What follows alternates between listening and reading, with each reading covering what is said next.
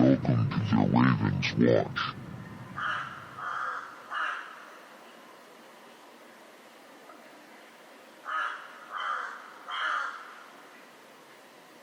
Welcome back, guys, to another episode of the Ravens Watch. Today's guest is Paul of Understanding Conspiracy. I was cued into Paul's page pretty recently by a Twitter user by the name of Yahweh is Lord, I believe is his name. And I forget what the topic was and why he was commenting it, but I was sent over to your content and promptly discovered that you were talking about the Nephilim and this really interesting connection between the Nephilim and this jester clown archetype. But I'm really interested in the Nephilim. I've been wanting to do an episode on it, and my audience hasn't been exposed to it. So I think this is going to be a good opportunity to sort of unpack more or less a crash course. Who were the Nephilim? Where do they come from? The biblical context and tracking them throughout history. I have my own ideas. I'm sure you have ideas. So this should be a lot of fun. But before we get into that, Paul, can you please tell the audience where to find your work and just a little bit about the nature of what you do? Sure, yeah. Well, you can find my work on YouTube. That's predominantly where I am. I have actually just recently started a BitChute account as well, and I'm also on Odyssey. If you want an alternative platform. I don't have all of my videos on there fully yet. It's a long process, but I'm working on backing up everything on there. And you can also find me on Telegram as well. So that's where you can find me in terms of what I do. You know, I'm a theorist who's been on YouTube now for about the better part of a decade. I came at all this stuff originally from a New Age perspective. A psychedelic New Age perspective. I very much was in that scene of consciousness exploration, as I think a lot of people were when they start opening their eyes for the first time. And from there, you know, as time developed and as my channel grew and as my research got more in depth, I eventually basically became a born-again Christian. And my research took a turn into biblical history, alternative cosmologies, basically everything a Christian perspective you can imagine. Suddenly everything I was viewing through that lens rather than the psychedelic New Age lens, and things started to make a hell of a lot more sense. And as my research went on, as I grew as a channel, as I collaborated with more like-minded people and obviously people who have opposing views as well, I eventually found this odd niche where I was talking about clowns and how the Nephilim themselves had similar features to what we would call a modern day clown. And for the past 7 years, I've been producing a very extensive, long, large body of work dedicated to exploring this concept. And at first, you know, I thought it was just a small thing. The 2016 clown sightings happened, and it triggered something in my brain. And something possessed me in a way. We'll call it the Holy Spirit, let's say. But something led me to just do a cursory search, the Nephilim and clowns, to see if anybody had considered this concept before, off the back of this bizarre appearance of clowns everywhere. And what made me make that choice to put the two words together, Nephilim and clown, and do a search is years of experiences. Maybe we'll get into as the podcast goes on. It was all a series of events that made me click and go, hang on, let's put these together. And I found a video of some person who had made a mocking, joking conspiracy theorist video. So pretending to be a conspiracy theorist. It was like a skit, you know. And they were basically talking about the Nephilim and the history of the Nephilim. And he concluded at the end of the video in a very mocking, joking, funny manner, like the Nephilim are actually interdimensional killer clowns from outer space, in that History Channel conclusion type tone, you know. And suddenly it just kind of clicked in my mind, like, actually, I think this guy might be onto something. So I just started making connections, and like I said, here I am 7 years later. My work has been talked about by many other channels since. Someone called Conspiracy ROs made his own little series based on my work, and that brought a lot of attention and traction to it as well. And I have made about 30 8 episodes, working on the 39th now, just expanding on this concept, and here to talk with you today about all my work. Yeah. That is wild that you could come to 39 episodes worth of material. I didn't know. Like I said, I only saw one of your videos, and it was intriguing, and I very much enjoyed the connections that you were making. I had no idea that you're talking 39 episodes. So before we get into this, and this is all already my mind is going with this whole 2016 clown thing and what that was about. And I'm sure you have some ideas, but I would like to hear a bit about what brought you to be born again.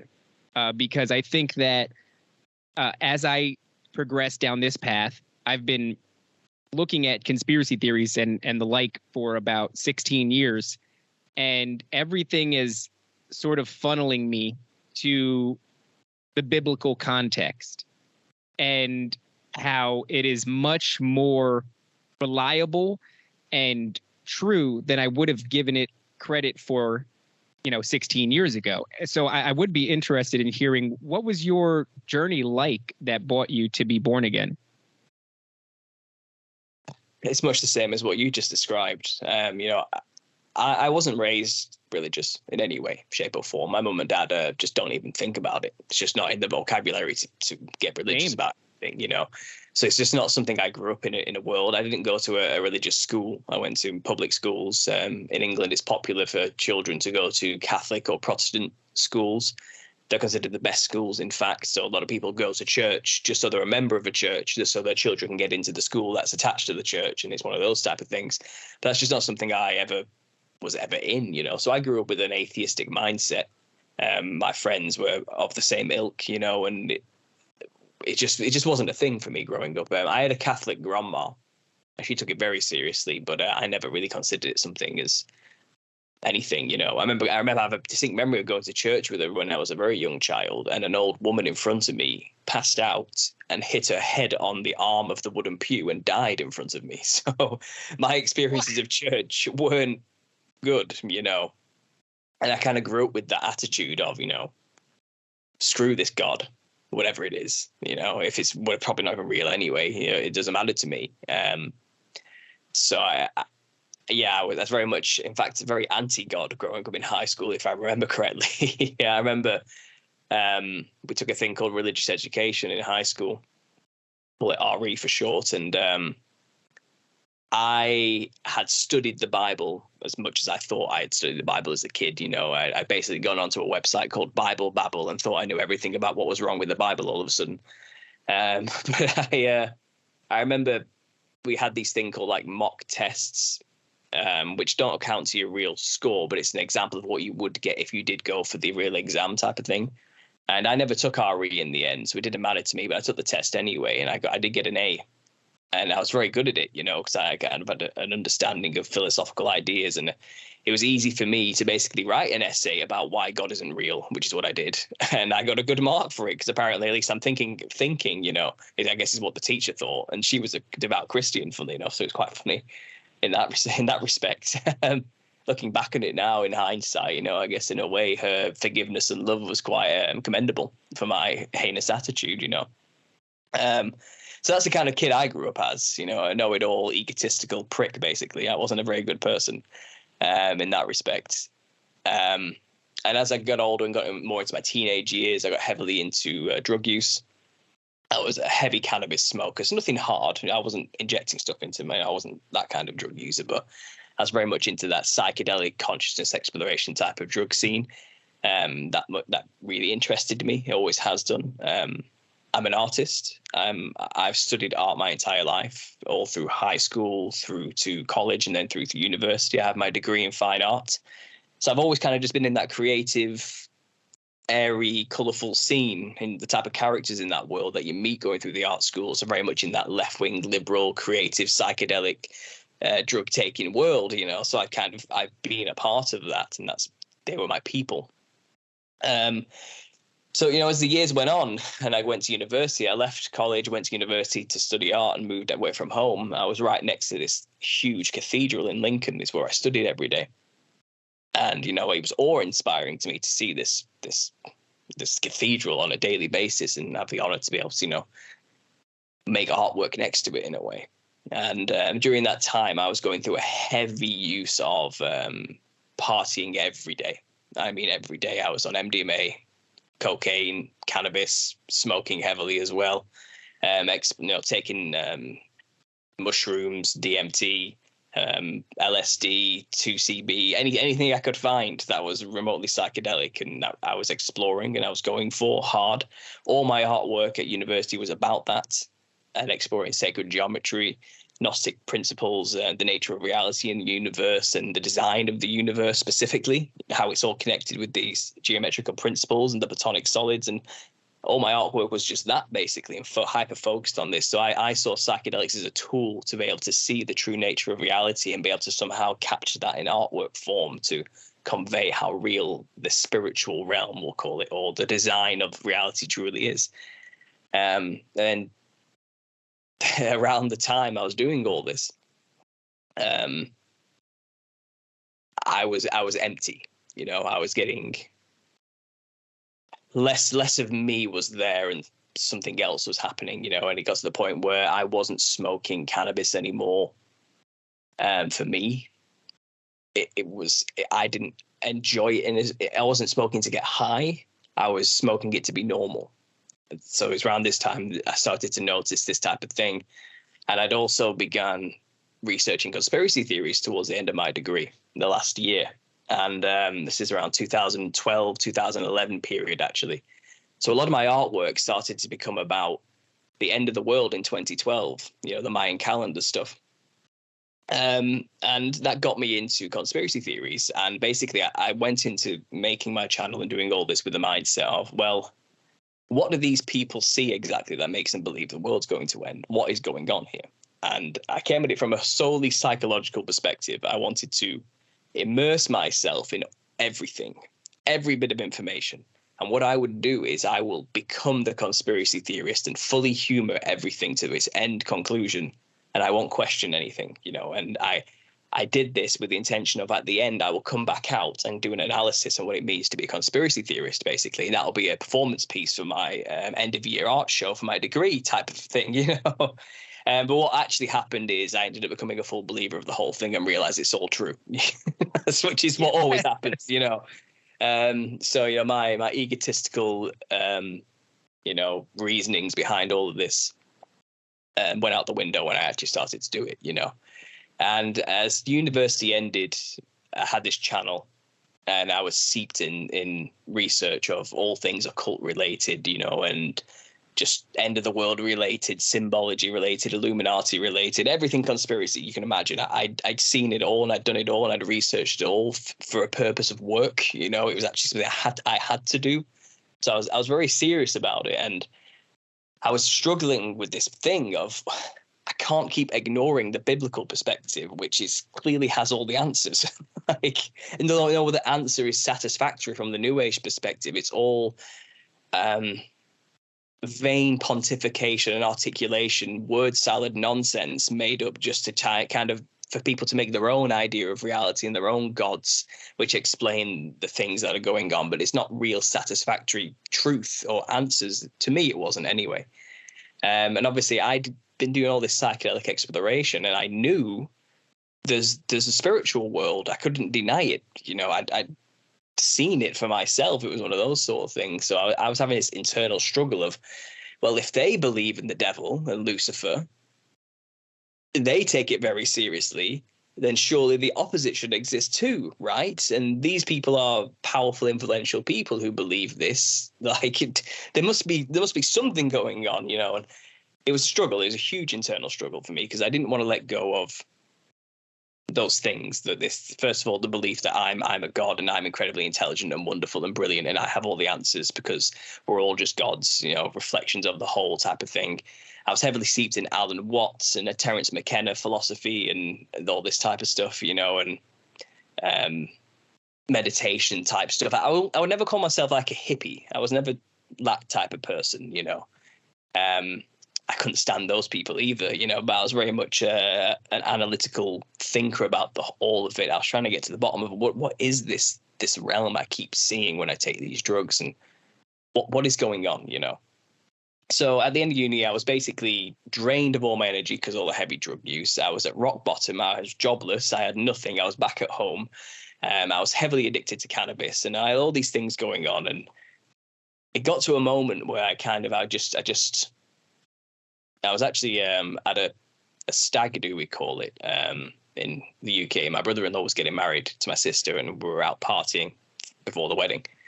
And we were in this city called Newcastle, which is nowhere near where I live, but it was just a random place we went, you know. And I remember we did a heavy night of partying, and it was the next day, the day we're going home, and people have been asking me, like, what are you doing next, you know? And it's kind of like, well, you know, I got one more term at uni, then I got to come back home, I guess, you know. And I hadn't really been thinking about the future, you know, and it kind of all built up on me, and I realized that I don't have a clue who I am, what I believe, or what's going on. I was a mess, you know. Like, all these beliefs and this new age stuff has got me nowhere, but brought me nothing but pain and misery and no answers. As much as I wanted to believe I had all the answers, type of thing. And this is the weird thing. I inadvertently baptized myself at this hotel. I didn't mean to, so that's what happened. I had done all my research, you know, and I was on this teetering on the edge of going for God and Christianity and believing and just letting him take over, you know, but I didn't want to let go of my vices, my hold, like I mentioned earlier, my belief, you know, that I could do it all and I had all the answers and I could sort it all out, type of thing. But I was done. I had no energy left. I drained myself, probably heavily demonized by this point. I realized, you know what I mean? I was possessed basically by all these spirits, is what I kind of interpret as now, that made me hold on to this for so long. But I had a bath in this hotel room, and for context, I'd only ever lived in a house with a shower cubicle for 15 years, so I hadn't actually had a bath in 15 years. I didn't even go swimming, you know what I mean? I hadn't gone underwater in a very long time. But I basically just said to God, I give up. Just help me. I give it to you now. I'm putting you in control. I'm done. Help me figure out what I need to do in my life. What's next? What am I doing, you know? And I was having these thoughts in these moments while I went under. And then suddenly my body just jolted with this energy all through my chest, all through my head, everything. I leaped out of the bath because I thought I was having a panic attack. It's like, and I ran to the mirror, like breathing heavily, and the feeling kind of dissipated quickly. And I didn't have a clue what that was in the moment. Like, and I was like, okay, no, I was crazy, you know. And I've done some trippy things. That was crazy, you know. I've never experienced anything like that before. I'd never taken anything that gave me that kind of feeling before. And then from that day, I think it was 2014. I think it must have been in summer, if I remember correctly. I can't remember the last term was. I did have the day written down somewhere. I've forgotten. I think maybe it was April. I'm not sure. But that day in 2014, I've kind of just changed. I'm not who I was then anymore. I'm sober, completely sober. I don't smoke nicotine or anything anymore. It took a while. I first stopped with cannabis. I ended up going cold turkey in 2016, so 2 years later. And I haven't gone back since. And that's going from 8 joints a day, every day, for 8 years, you know. That was hard. I documented it all on YouTube, but it all got taken down because it went against the policies. But I went through that process and I sobered up, and I dropped nicotine since this year. It took me 9 years to fully get off it, but I have just got rid of my electronic cigarette at the start of this year, and I'm clean off that now. And my faith has just gotten stronger since, and my research came with it, all this clown stuff, which has only edified my faith even more in the truth of the biblical history and all that. And I guess I was born again that day.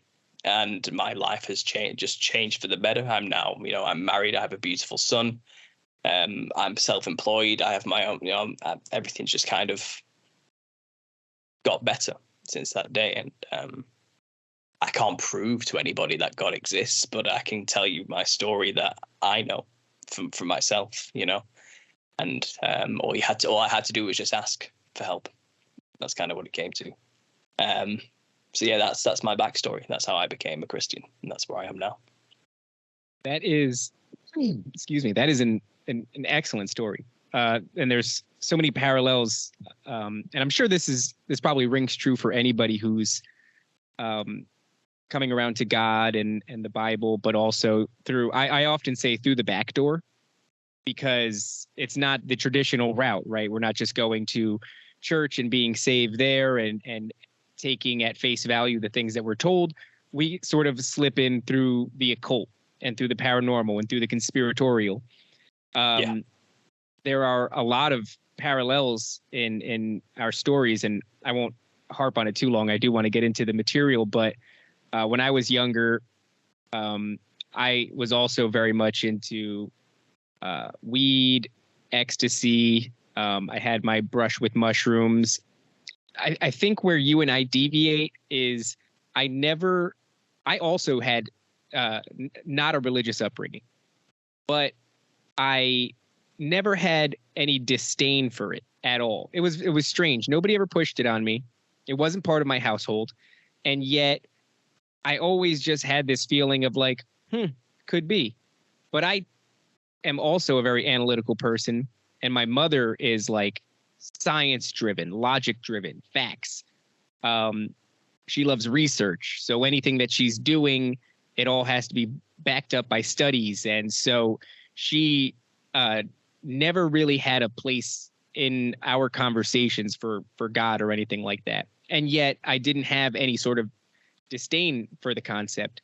And, over time, what you said earlier certainly rings true, right? It's like if you research for enough time, you will come to the conclusion that there certainly is entities within whatever it is. If it's our government, if it's Hollywood, the tired old expression of the elites, these people do believe in something, some sort of higher power that they worship. Call it what you want. If it's Satan or Moloch or Baal or any of the names that these various entities go by, they believe that it's real. And through enough research, you will see its marking left everywhere. For me, it was in particular the music industry and Hollywood, where I was seeing all these symbols. And I think for a lot of people, that is one of the earliest red flags, are these symbols that repeat themselves through pop culture and, everything that we consume on a regular basis.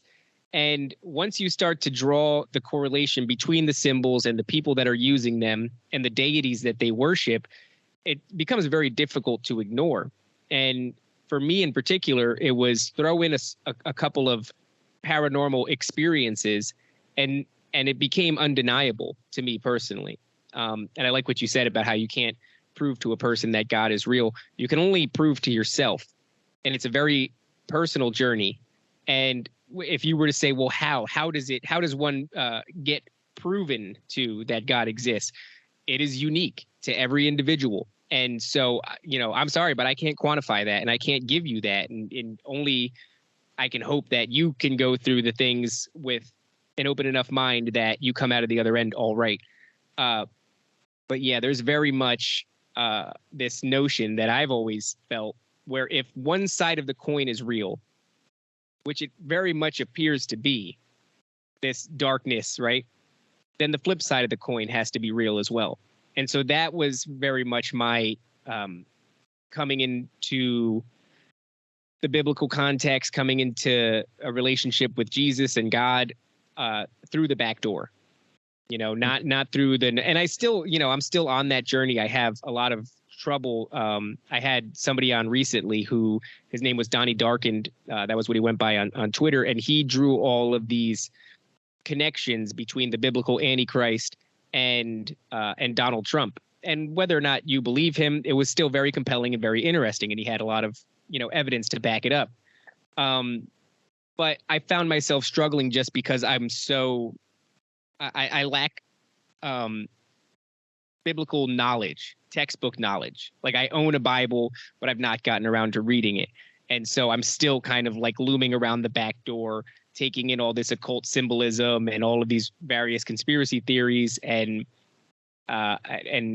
using that to bolster my relationship with God. But really, I know that I should probably be looking at the word itself instead of hanging out at the back door anymore. It's like somebody who's going to a club and I'm just hanging out with the bouncer at the back door instead of going into the club and learning what the club's about.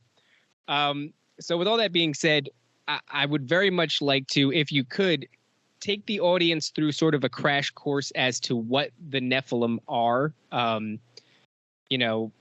I have a pretty decent understanding of it, but I've never articulated it. And I think that you would be much better at me than doing that. And so I would like to go there if you are prepared. Absolutely. No problem. Well, first of all, it's just a few points you hit there about our stories being similar. I would find from my experience, because another part of my channel is called a Truth or Therapy Session. I do a weekly show. And it's basically a forum or a hub or a place where people who have learned the truth can share their stories and basically create a community to help support each other, because learning the truth is a terrible, scary thing that makes you lose all your friends and families and loved ones. I try to give advice on how to tackle the subjects better with friends and family so that you don't lose them, but also how to deal with and cope with the bridges you've already burnt, unfortunately, all these type of things. And the stories I always get told to me are very similar to what I just said and to what you're saying. You come at it from the back door through the occult, coming out of something completely opposite to Christianity, then making your way there, not being raised that way, but learning it through the truths you learn online, through the conspiracy culture. The inevitable conclusion always is, and they always end up saying this, it always comes back to Jesus and God and the biblical narrative. And that's kind of the story, the script we're all playing out on the earth, and it all comes through, like you said, they made the choice to learn. Okay, so it's not something you can just be taught. You have to want to know. You have to make the step yourself personally to go on the journey to get there. It's kind of, God's not going to give you the time or day unless you're serious type of attitude. He's not going to waste his time with somebody who isn't actually sincere and wants to know. It's that type of thing. So this is why I said you can't quantify it, but it's a personal journey. And it's the same. I just hear the same story told to me over and over again. I just thought it was interesting that you're going through the similar path as well. And it's a good thing. It's a good thing. I hope you come in eventually and get away from the back door. Maybe I can convince you today as best I can, with a bit of information. So a lot of things that stop people from taking that step towards Christianity is this understanding that God is a cruel and vindictive genocidal maniac who flooded the earth because he didn't like the way people were acting, even though he's supposed to give them free will and they're allowed to act however they want, blah, blah, blah. They have this attitude. There's all these things going on in the Bible which seem heinous at the time when you read them. And it's kind of what I don't want to follow a God that acts like this type of stuff. And a lot of the contention does come from the pre-flood stories and the idea of Adam and Eve, incest, all this type of stuff to populate the earth, I don't know, killing in after the flood, or killing all of the Canaanites, and the Amalekites, just slaughter them all, men, women, and children, everything, absolutely annihilate them from the face of the earth, and it's all taken out of context. I realized, because I was there. I was there with those type of beliefs that held you back from kind of considering it. And a lot of people have picked up a lot of Gnostic ideas and a lot of ideas that, the Sumerian texts take precedence over the Bible because it came first. Therefore, the Bible is just a rip-off of the older text from Sumeria and these tablets. A lot of people have that kind of thing holding them back. And I would say to that, first of all, it's a misunderstanding of how oral traditions work. Just because something was written down first doesn't necessarily mean it's an older story. It's not, and it just doesn't mean as well, just because somebody wrote it down, their story is the truth as well. And there's a lot of people need to kind of let that go. And obviously I think there's a lot of agendas out there to make people go for anything but God, anything but Christianity. And you'll find a lot of the conspiracy points to this idea that it's all anti-Christ. That's kind of the point of it, and as long as they can get you believing anything else but that, they can kind of maintain the control and power. But back to the point, let's start from the beginning. We'll start with the story of Adam and Eve. So this is, if you want to talk about the Nephilim, you do have to go back to the very beginning, and you have to even go before Adam and Eve, to be honest. Let's go back to the rebellion of the angels. So I am what we would call a Christian contrarian. I don't follow the mainstream churchianity interpretation of a lot of these things that you see in the Bible. I very much walk in the same belief system and veins as a researcher called Gary Wayne, and a lot of what he says on this topic I do agree with. And I'm going to try and paint a picture for you. I'm going to tell a story, okay? And this is the biblical historical narrative as I understand it to be, okay?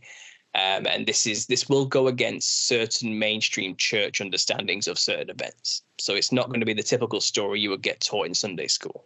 But this is, from my research, the book I'm writing on this currently, The Nephilim Like Clowns. This is where my research has taken me. So this is it. So we know that I'm not going to go into too much metaphysical detail about the creation process itself. That's a whole other book. That's a whole other podcast. That's a whole other thing. But let's just go at that, in the beginning when things were being created, it does seem like the angels that were with God were the original beings on this creation. Whatever form it took then, it was probably very different from the form that we have today. And the angels were the first creations, the first sons of God, let's say. Now, they were on the earth, and it does seem like there was people there before Adam and Eve. Okay, so this is known as the pre-Adamites, or the people of day 6 theory. Because in the Bible, in Genesis, it does say, God created man and woman, plural, together at once, at the same time. And he told them to go forth and multiply and fill the earth and subdue it and subdue all the animals and basically be caretakers of the earth. But he created them and told them to spread. So he probably created many men and women, plural, together and scattered them abroad. And it does seem like that the fallen, we're not quite fallen yet, but the angels at the time were there as watchers to watch over the caretakers of the earth and be as gods in a sense to this creation that God had made. And they were probably more likely seen as gods during this time, but that walked on the earth with the people. Giants, these glowing giant serpent-like winged psychedelic creatures were gods among men during this time. Now, it seems like something happened along this time. We don't know how much time passed necessarily between the creation of these people and the creation of Adam and Eve. But according to Genesis, it's literally just on the next sentence. They're right next to each other. But there's plenty, of contextual evidence to say that a lot of time had probably passed by this point. Enough time for the angels to have established themselves as the gods among men and be quite happy with their positions, taking precedence above mankind. And then God made a choice. He created Adam and then put Adam in a garden separate from everything else, the garden, within Eden. So it seems like Adam was a separate creation. Now, I don't know if Adam was a different creation from the men that were already there, the men and women, or if he was a kind of like a human being 2.0. I don't know that. And I don't think we can know that. And I think it could be dangerous to speculate that that was the case. But let's just assume he was just another human being like the rest. But he was just selected and chosen out of them as somebody God decided, I am going to share information with this human.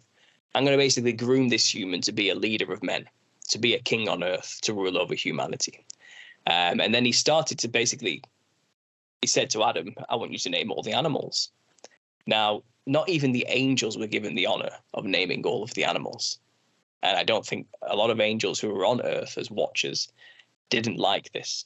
They did not like watching God choose a primitive slave from their perspective to take precedence over their rulership. They were not happy.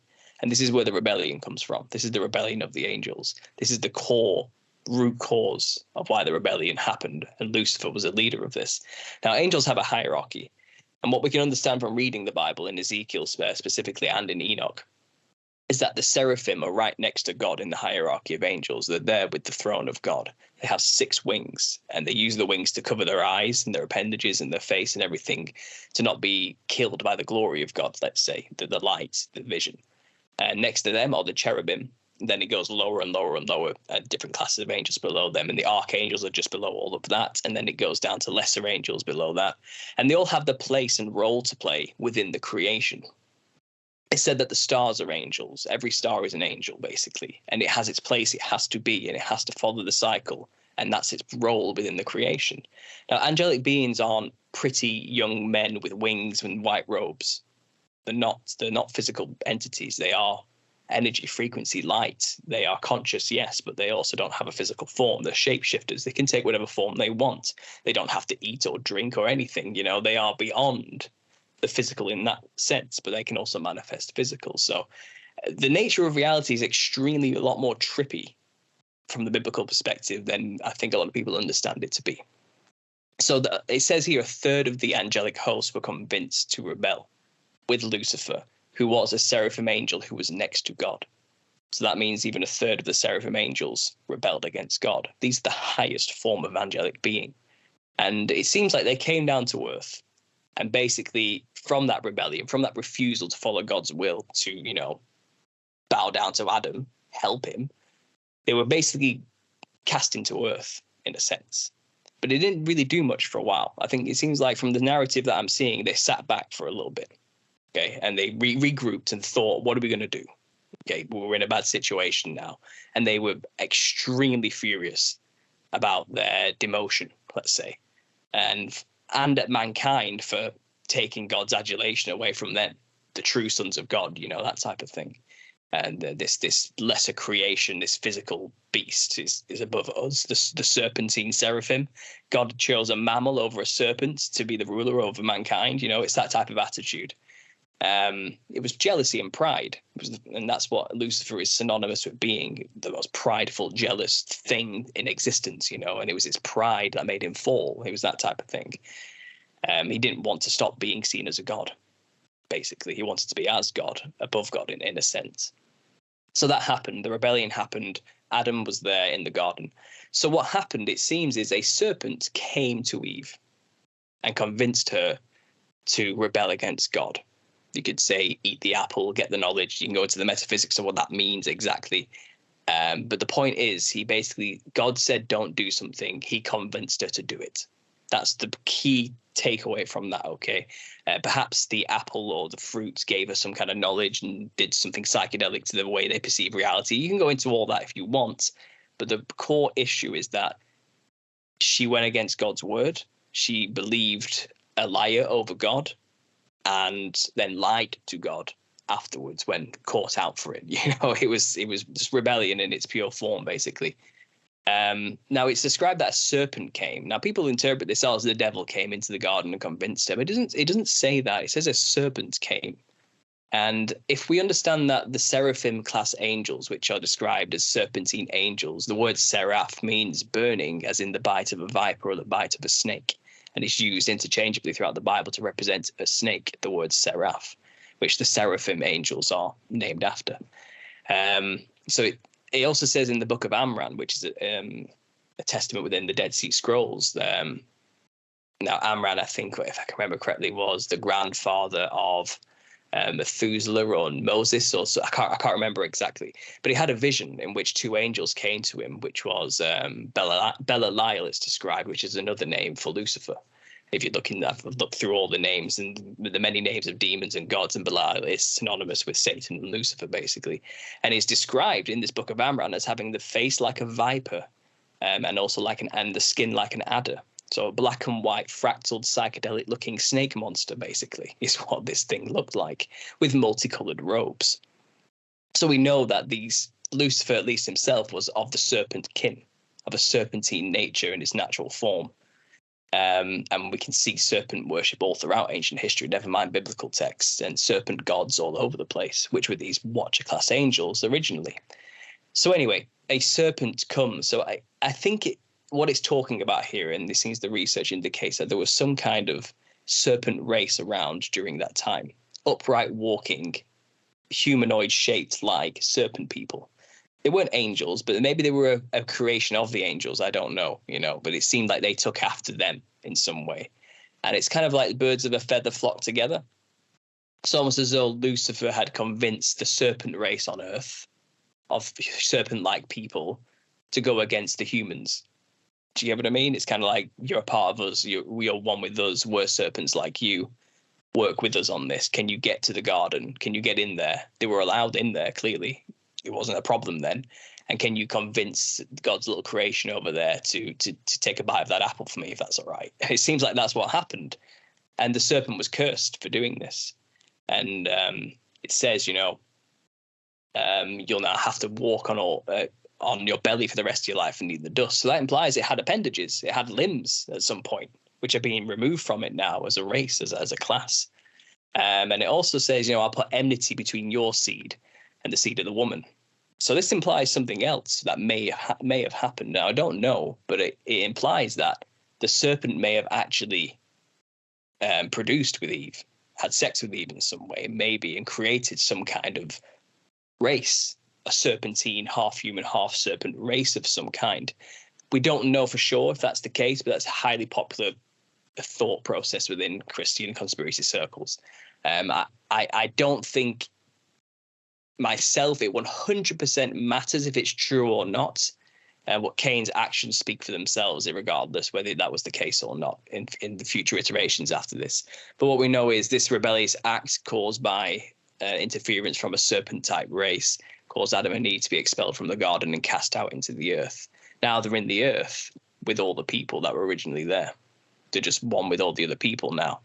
But they were a very distinct race. Don't forget that Adam had learnt a lot. He walked with God. He knew information. He knew stuff, and so did his children, the first children, Cain and Abel. Now, Cain killed Abel out of a sacrifice comparison issue, and also out of Cain not really doing the sacrifice properly type of thing. And out of jealousy, he murdered his brother.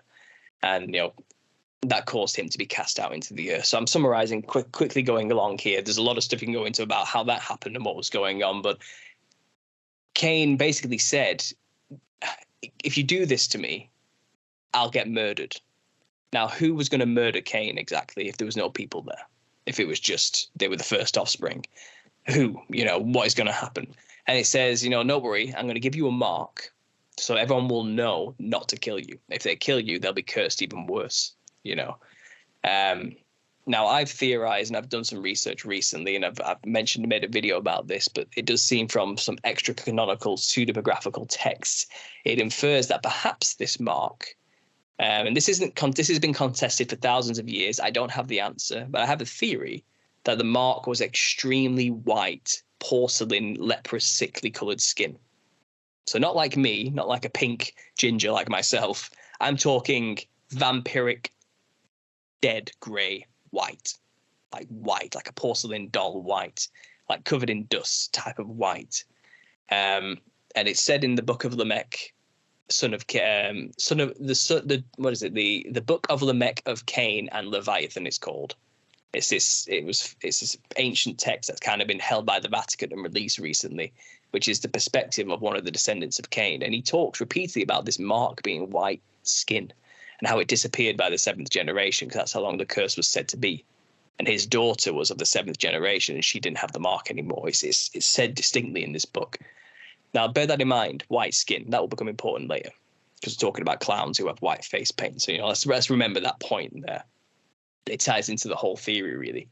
But Cain then goes off into the land of Nod and builds a city called Enoch, named after his first son, because he took a wife after leaving. Who did he take a wife with if there's no people on Earth? People argue, it must have been his sister or something, but it doesn't say that. It doesn't tell you it was his sister or his family members. He went off, found a wife, had a child, built a city, named it after the child. How did he build a city? And who was going to populate this city if there weren't people everywhere? And it's these people that were already here, the people of day 6. And these were quite a simple people. They were childlike people. They didn't know much. They were, they were hunter-gatherers, very basic. We call them like cavemen if you want, but, they didn't. The Earth was a different place then, and they were a very simplistic people. They didn't have a lot of knowledge. They didn't have concepts of ownership or land and all this type of stuff, And it says in other extra-biblical texts like Jasher and Jubilees, Cain taught them how to measure things. He introduced weights and measures. And that's an extremely important thing, because as soon as you introduce weights and measures, you're introducing money, currency, land ownership, property, and you're bringing greed, corruption, and things like that into people's mind. The concept of ownership, this is mine, not yours type of stuff. And obviously with those skills as well, you can build cities. So I think he taught the people how to build monuments, cities, all this sort of stuff. He was like a god among men. He had knowledge men did not have, and he looked terrifying. He had this white skin. He looked insane, and he had all this knowledge. And he's from Adam, and everyone knows Adam is this thing that God had in the garden for ages. It was just, they were a distinct class of people. So the Bible is wholly concerned with genealogies. It follows from the beginning the lineage of Seth, which is obviously the next child after Abel was murdered and Cain was exiled. And it follows the lineage of Cain meticulously all the way down to the flood of Noah. And then after that, we have from Noah going all the way down to Jesus, basically, the lineage, the bloodline, to make sure it wasn't corrupted is why it's trying to make it clear all the way down to the coming of Jesus, the Messiah. It's trying to make clear that the bloodline was pure from Adam from the beginning, not this other strange bloodline which was happening around the same time, which is through the lineage of Cain. Now, by the 6th generation of Jared, so this is the lineage of Seth, by the 6th generation we get to Jared, this is when the Watchers get involved again. So they've been watching for a while, it seems, and they've watched Cain, who's possibly a serpent seed himself, mentioning what may have happened in the Garden of Eden. They've been watching him closely, and he is dominating the land. He is creating cities everywhere. He is subduing the people. He is angry with God. He hates the creation just as much as they do. And I think it's kind of like an enemy of my enemy is my friend situation. They come to him, and they basically make a deal, it seems, of some kind, or maybe by force, and Cain just let it happen. He didn't really fight it as an issue. But they basically had sex with the daughters of Cain. That's what happened. And it seems like Lucifer, along with an angel called Samyaza, convinced a good portion of the Watchers who were still on Earth by this point, who hadn't rebelled, to have sex with the women, basically.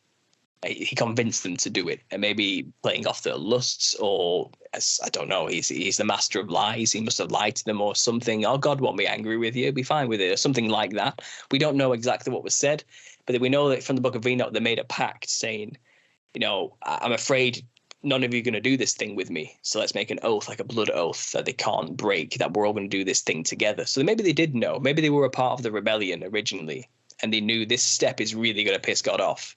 This is going to be worse than the original rebellion, what we're about to do. But let's make a pact that we're going to do this. Okay. And that's what in the book of Enoch, they're basically saying this to each other, like, are we ready, guys? Are we seriously going to do this? And it's like, let's do it. So they do. And what do they produce? They produce offspring. And these offspring became giants. These are the Nephilim. So the Nephilim are part Cain lineage, who bore the mark, which would be leprous white skin, possibly, mixed with seraphim class serpentine angels. Now, can you imagine what a serpent and a human with a leprous white skin would look like when mixed together? It would look something like a clown. Okay. This is where the source of the theory comes from. All right. And we're going to build from here from now, and we'll explain as time goes on. Okay. So let's just finish off the biblical history portion. So Nephilim are now around, and this is before the flood. Okay. Now, at first, they were seen as gods among men. Mighty men of renown is described in Genesis 6, heroes. These things were giants who were slaying monsters for people and were basically, admired at first as mighty specimens of brilliance. They're part angel, they're part man. They're like, what are these things? It was a wonder. But they kept growing. And humans couldn't support them in terms of food because they were just ridiculously large and ravenous. And their nature was rebellious, just like the parents, the fallen angels, and Cain himself, who was the first murderer. It seems like they were just a corrupt people, and they started eating humans. It even says that they started eating one another and the people, and drinking the blood, and doing all sorts of horrible things to animals and humans alike. Where they were just destroying the beasts of the field, the land, the humans. They were just dominating, and they took over. They became the kings over all of mankind. And these two bloodlines are still going on, and there's still this, this righteous line of God as well at the other side. And they were doing their own thing. They weren't dominating the land, building cities. They were quite agrarian, working with the land, quite harmonious with it, vegetarian in that, they didn't drink blood and eat meat, all this sort of thing. They stayed as pure as they possibly could. while living in a world full of this extreme corruption going on, where they were just doing awful things inspired by their rebellious parents, the gods, the Watchers, and Cain himself. You know, they were inspired by that. And it seems that you can find parallels to these stories in other mythologies, like the Greek mythology. We're talking about the demigods and the gods of Olympus. What we're talking about there are Nephilim and the Watcher class angels. It's a parallel. It's the same story. Can I interrupt? Of course, go ahead. I do want to ask you specifically about that, because I've been on this kick lately where it's like you can find these common threads throughout these different names, right? The idea of Satan, Saturn, and Kronos, or the idea of Zeus, Jupiter, and Baal. So Baal, I believe, was one of the fallen angels. Correct me if I'm wrong, but he is also regarded as the Storm King, coincidentally enough. And there are these images where you can find an image of Zeus with this sort of device, 3 prongs on either side.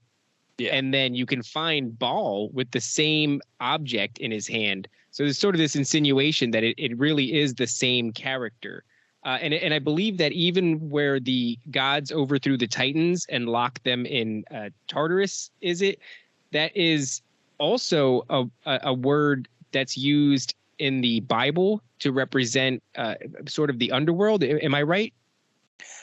Yes. See, the problem is with the analogies of like the Greek pantheon is the gods who supposedly killed the Titans and put them in Tartarus are seen as the good guys. Okay, but it's kind of like it's a mashup, that story, of what really happened. It's not the whole truth. It's a way of the angels that remained position themselves still as the gods above men afterwards. Okay, by retelling the story from that they were the ones who punished the evil ones and put them in Tartarus. But what truly happened is this story. So all of creation got corrupted because certain angels decided, 200 worth of angels decided to mate with humans and create the Nephilim.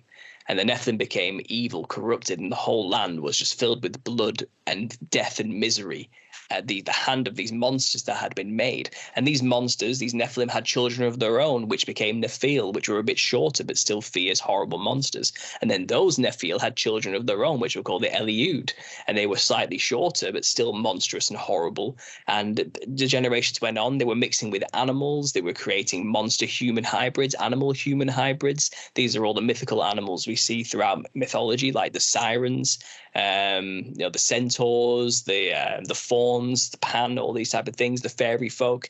All these half human, half animal hybrids everywhere were created during this time because of the knowledge given to them by the Watcher class angels, down to the Nephilim, down to the people.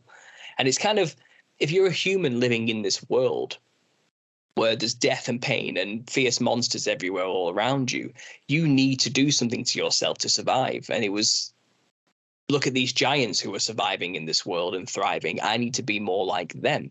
And they were worshipped as gods, you know. So it's kind of, how do I become like them? Well, they took the offer from them to get their genetics manipulated to become like a mini Nephilim, in a sense, a faux Nephilim, a human animal chimerid hybrid with powers of certain animals, but the consciousness that you originally had, let's say. And I don't know how this was done. We just know it says it was done. So it could have been clinical, cold, surgical, if you want to go down that route. But I think this was a more magical time. I think it's a lot more to do with matrix manipulation. You know, like say in the Matrix, you can just make something happen like that because you mess with the code. I think the angels have abilities to do things like that because they're beyond our dimension. I think it's more of a case of I can make you like that just by tweaking a few things behind the realm scene that'll make it manifest physically. I think a lot of that was going on as well. But I think there was also raping of animals and all sorts of stuff happening. And maybe divine semen can literally make an animal pregnant, and then the offspring is a hybrid mix. It's not like us, it's something else. I don't know exactly, but this was happening. So all this horror was happening. Everything was so messed up that Noah was literally the only one left in the end of that lineage. Even all of the good people were dead, murdered, slaughtered, or had converted. Seth's lineage was gone. Noah was the only one left. And it was the case of, we're going to flood it and try and reset this and do the best we can to get back to normal. Okay, so the flood reset all of this. But before the flood, there was this 200-year period where the Nephilim, the big ones, were removed from the earth, and a punishment was sent to the angels who did this. So the punishment is as so, and it's even described in the book of Enoch that Michael, the archangel, witnessed it and was shaking in fear at what he had just seen God do to these angels. It was so terrifying. And basically, he made the angels who created the Nephilim watch their own children, the Nephilim, the original ones, murder each other. The Nephilim weren't very smart.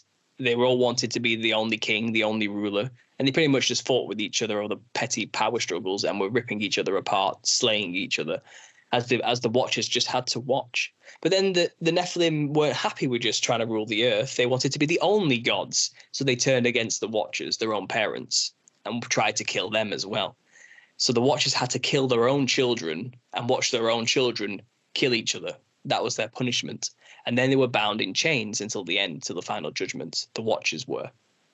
And the Nephilim who died, their spirits remained on earth, disembodied. Their soul is not compatible with anything outside of the earth, higher or lower. They have to remain on earth. They're not supposed to exist. So that's what demon spirits are. They are the disembodied spirits of these now dead Nephilim entities. And what was left was as I mentioned earlier, the generations really far down from the original Nephilim, the Eliud and the Elio and the Nephil were left, and humans were left. But the big Nephilim, the first OGs, the original ones, gone. The firstborn Nephilim were all dead, slaughtered, and the angels who made them were bound in chains. That's the story of the Olympians killing the Titans and bounding them underground in Tartarus. But that story implies that there was a pantheon of good gods who put all the bad ones in chains underground. But what really happened is God slaughtered them all. The ones that didn't have sex with humans, the angels, they got to stay. They weren't bound in chains, but they were still around. So they continued to spread lies about what truly happened. And they created these pantheistic stories like we get of the gods in Mount Olympus, bounding the evil monsters in chains. They positioned themselves as the heroes afterwards. After God did his judgment, they're still just lying to the people to maintain themselves as the pantheon, the gods, the only gods. And that's where sun worship comes from. Worship the sun, worship us, worship the pantheons, worship the sun, worship anything, worship the creation. All pagan beliefs all stem from this idea of to spite God in this time. Don't focus on him, focus on us. We're right here, right now. We are brilliant, we are tall, we are glowing, we are fantastic. We will give you anything you want. We'll give you all the pleasures. Just pray to us, make idols to us, and we'll come to you, that type of thing. That was all going on then. And that's why God was like, I just need to reset the whole thing. This is done for. In a sense, the angels did a good job at what they set out to do. But God had a plan. He preserved humanity within Noah, and that's what the flood was for, is to wipe them out. Now, obviously, the Nephilim came after the flood. Most of the Old Testament is about killing them, getting rid of the remnants of this corruption, this Nephilim race that shouldn't exist. The rebellion came pretty quickly after the flood, and Nimrod created the tower to try and get to heaven to kill God again. It was all happening again because the Nephilim did survive. And it wasn't the original Nephilim, the ones, the really big clown-looking monster serpent human things. It was these lesser Nephilim, the generations diluted down. It was the people who had changed their corrupted DNA. If you're a half human, half fish, you can survive a flood. You can breathe underwater. You can wait it out. If you're a person who can fly now because you're half bird, half human, you'll fly above the rain. You'll wait it out. You'll float on the water once you will survive. You'll find a way. If you've mixed yourself with a bear or an insect, you have hard chitin that's impenetrable, or you breathe through your skin by bringing through oxygenation instead of through gills instead of needing lungs, or you can hibernate underground for extremely long periods of time without food. All sorts of genetic traits you've picked up from mixing yourself. You'll find a way to make it through the flood. Okay, and that is what happened, and there's plenty of evidence to show that these myths of monsters, cryptids we call them, still exist today, where people have experiences with these strange creatures, that are kind of like a humanoid monster animal thing of some kind. They're still here, and they made it through, and most of the Bible is about getting rid of the ones who made civilizations. So Canaan, for example, was just rife with them. Giants everywhere. Reports of giants coming back from the people of Israel, God's new chosen people. And he chose them to get rid of this corruption that still made it through the floods. That's what all this genocide is about that I was mentioning earlier. It was this attempt to cleanse the land of the remnants of this corruption from before the flood. It was God finishing what he intended to do to begin with. He knew he wasn't going to get rid of them all in one go, but what he did do was utterly disrupt the infrastructure. Their kingdoms were gone. Their ability to just convince people that they were the gods were gone. They had reset the whole thing, and a new order was established, I suppose, well, after that flood, And there's loads of things you can get into about the genealogies of how the Nephilim corruption came in through humanity. It seems like through the line of Ham, something had happened in particular. This book of Lamech I mentioned earlier says that Namar was the daughter of this Lamech. She's the one who married Noah. She was a Canaanite. She was a daughter of Cain, who had this corruption within her, mating with Noah. And out of the way the genetics works, her only son, who had pale white skin, was Ham. So he got the genetic marker, the curse of Cain, onto him. And it was his son Canaan who was cursed by Noah because of something that happened. We're not sure what exactly, but his nations were cursed. And it's through the nations of Canaan we get the Nephilim tribes appearing again. And then obviously I think the tribes of Japheth mixed with them. And then it's it's a whole thing. But that's basically antediluvian history summed up. That's where the Nephilim come from, and the ones that were wiped out and killed. Even the ones who were the Nephil, the lesser ones, and the humans even who corrupted their own DNA, their spirits, their souls, they're still here on Earth behind an illusory veil, we'll call it. And they're demons. That's where they come from. So these are the things that people are having experiences with, right? I mean, when you mentioned before these sort of cryptids and these paranormal experiences where people are seeing, I would imagine that's where all of the lore comes from, whether it's a Bigfoot or a werewolf or something of that nature, or, even all the way down to what's happening today with this sort of alien disclosure and these, tall grays and short grays and things of that nature. I am of the school of thought that they are somehow related to this really ancient problem that human beings have had for quite a long time. What you were saying before reminded me of there's a gentleman by the name of Timothy Alberino, and I was listening to him talk, and he was talking about the natives of Peru, the people who still are close to the Inca culturally, and they dress in a traditional way, and they have all the traditional values in their culture. And they'll tell you stories that their megalithic structures were created by a race of evil giants, and that their overarching head god sent a flood to kill them all. These flood stories, they exist throughout so many cultures. So do the concept of giants. I'd be interested in your thoughts on, are you familiar with the Kandahar giant story? Yeah.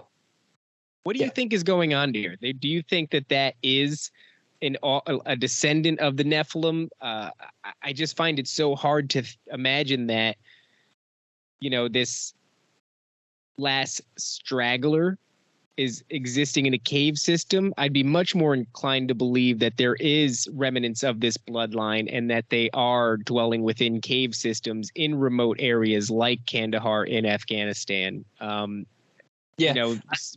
don't think they were all fully wiped out during the whole. It does explain that they didn't finish the job in the Bible, and God wasn't happy with them, and then Israel lost everything because of it. The job wasn't finished. Some of these monsters did make it away, and I think once imagine being in the land of Canaan as a Nephilim during that time, and you're getting reports of this roving gang of tiny human beings who are slaughtering every giant in their path. You would say, right, I'm getting out of here then. Like, something weird's going on. We don't stand a chance, clearly.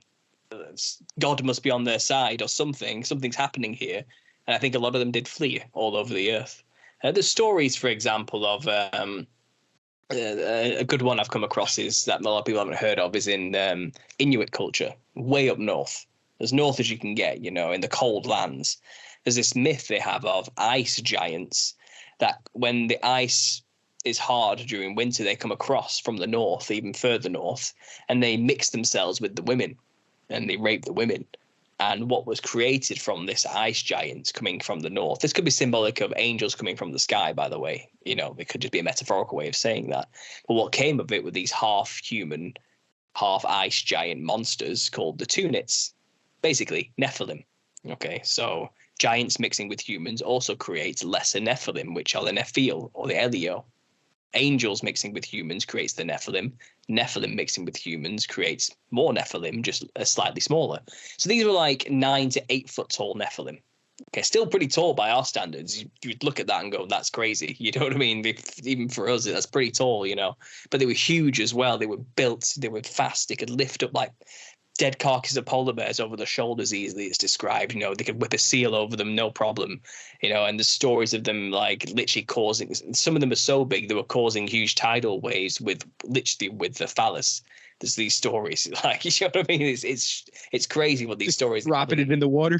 Yeah, oh yeah, absolutely. Yeah, literally some of these are actually some of the myths you have of these Tunit people and these giants. And the thing is though, the Inuits would kind of go for them because they were encroaching on territories for food and for hunting grounds. And it's the Tunit were actually incredibly timid. They didn't stick around to fight. They always ran away, or they were always running away whenever they encountered humans. And I think this is an echo of a situation from Canaan. I think they were remnants from this original culling of the Nephilim. And it seems like wherever human beings come in contact with these remnants of Nephilim, the Nephilim always die. And it seems like the God-given edict to the original peoples to kill the people of the land of Canaan still remains, even though they hadn't finished the job. It's a case of wherever Nephilim meet humans, they will get slaughtered and die. God has ordained it, basically. And these Tunits don't stick around. They run. They run when they meet humans because they know if we fight, we die. God has said it to be this way now. You know what I mean? So, you know, the giants in the land of Canaan were wiped out enough for that to then be repopulated with normal humans, you know, and all these cities they'd built were taken over, basically. So you want to talk about megalithic structures, you know what I mean? These were the builders of these things. Now, so they're the Tunit people. I just find it fascinating with them in particular that they flee from humans. This just backs up this idea that they have a good reason to fear humans because they have a death warrant out on them, basically. You know, and they can't fight with humans because they always keep losing because God's on their side now. That God needs them gone. God wants to wipe them out, basically. So you get these, obviously, you're talking about Indian tribes in North America known as the mound builders, and these mounds just everywhere filled with skeletons of giants that have all died, these burial grounds, you know. And you do get these odd stories of tribes contending with them. And it's this oral tradition, the stories kind of passed down, you know. But we have articles from the 1800s of people who have talked to these tribes or tribes members who have told their stories. And there's this tribe called the Duwamish tribe, for example. And this is a member of the Duwamish tribe explaining the story to an interviewer in the 1800s for a newspaper. And this is what he said about this. This tribe says they used to have these issues with this group of hairy giants called the Nung Nungs. And this Nung Nung tribe would constantly come and take their food and take their clothes that were out on the line and basically just be a nuisance to the tribe. And he says they could make themselves invisible by rubbing a weird gel all over their skin. And they had a really sick, weird, funny sense of humor. Like they were always joking around and playing practical jokes on the tribes around them. And they were just generally like nasty people. They were always taking the women, kidnapping them. Do you know what I mean? Sometimes they would bring them back, sometimes they wouldn't, and it was this type of thing. Just toying with these tribes, these normal-sized little humans, you know, they were like a fun commodity to them type of thing. And then one day, it says the Duwamish leader stood up to them, says, "We need to stop doing this. We're not going to take it anymore." And in response to this pathetic small human standing up to them, they flipped out, tore the heads off of all the men, just ripped them off, threw the women in the air above the trees and all the children. They were just slamming onto the ground after being thrown 30 foot in the air. They just went psycho on this tribe. And there was only like 3 or 4 survivors. The Duwamish tribe was just annihilated in that one moment. This is an oral story tradition that was passed down, and it's talked about. You've got the Paiutes, the famous Paiute story of Lovelock Cave in North America. You have these white-skinned, red-haired giants, which were again a general nuisance to this tribe, always warring with the Paiutes all the time over land and all sorts of things. And they were always cannibalizing their people. It's always described that these were red-haired cannibals who were eating our women and our children. Okay, so they went to war with them, had a massive fight, annihilated them, trapped the remnants in a cave, stuffed the entrance of the cave full of wood and all sorts of flammable stuff, and set fire to it and smoked and burned and choked them out. And then years later, we have miners who are mining for bat feces. I think it's called guano or something like that. And it's very valuable. And they were mining for it in this cave. And under very thick layers of it, they finally uncovered all these artifacts and skeletons, which dictate that this story was true. These things were living in these caves. You know what I mean? They uncover it later, and it turns out that oral tradition has some truth to it. That we found evidence that there are monsters with long skulls and red hair still attached in this cave. You know, there they are. But they don't go to the cave anymore. That's how these tribes act. You know what I mean? It's a place of great evil. We don't go there, you know. But then obviously we turn up, you know, Europeans turn up and start mining stuff and digging all these mounds up and desecrating these sacred burial grounds and finding giants everywhere. You know, and all the evidence is there that these Nephilim fled and settled in other places. You know, right? And then the Smithsonian comes in and they snatch up the bones and nobody ever sees them again. Absolutely. And you touched on something there, the pale skin and the red hair, and I think this is a good segue. It's the same thing that I heard about the Kandahar giant. I can't necessarily speak to the pale skin, although that does seem to ring a bell, but I can definitively remember red hair being a part of the descriptive of this giant in Kandahar in Afghanistan. And this is starting to paint a picture. You said it before, hold on to that memory of the white skin. Of the curse of Cain and his bloodline, and so I think this is probably a good point to start rolling into this whole connection. I mean, I'm excited for it, especially because you mentioned this 2016 kind of string of clown sightings, which I thought was really strange. I wasn't. A lot of people were freaked out about it. You know, it kind of created a little bit of panic, a little bit of fear. This idea that these killer clowns were everywhere. But I think predominantly it was maybe at its roots, there was a purpose for it, but then it was copycatted several times by just average people with clown costumes. And then you see the occasional video of somebody stepping up to them and then it goes wrong for the person in the clown costume. But it was strange. And I don't know. I'm sure you couldn't give the audience or me a definitive reason as to why that was happening. But do you lean at all towards that being some sort of a psychological operation, something that was hatched purposely? Yeah. Because there are certain topics that we're force fed. You know, right now we're dealing with the whole Maui fires and supposed lasers from the sky. And there's just this, we're constantly being bombarded as a people by what I call the most advanced propaganda machine that the world has ever known. And this, you know, these psychological operations, whether they're conducted by the CIA or some other alphabet organization or some darker entity with no name, it does to me seem like we are often being primed. And I don't know why the priming is happening. I mean, you could speculate as to why it is, but do you think that this clown thing was a priming of the population? And if so, for what exactly? Okay, well, first of all, the clown, I'll explain briefly now, is a symbol. The clown is an occult created symbol. It represents the Nephilim. And if the mainstream media shows you something and wants you to see it, then it's a message. It's a coded message for those who have the eyes to see and interpret the symbols. Okay, it wasn't for us. Okay, from our perspective, it's just something terrifying and creepy and weird that happened that the mainstream media picked up on for views. That's a simple exoteric understanding that the plebeians are supposed to take, the profane masses, the uninitiated, you know. But to the initiated, that was a sign and a symbol that the Nephilim are returning, basically. Wow, that is, I like that take. when you're talking about these jesters and these clowns, and I just wanted to touch on it before I let you take it away, is these entities that you commune with in the DMT realm, right, are often jesters. Yeah.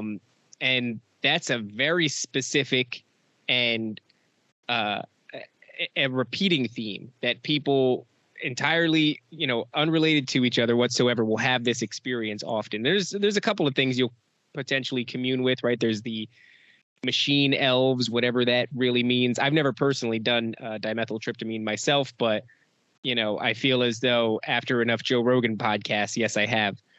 So you'll get this over and over again. These jesters.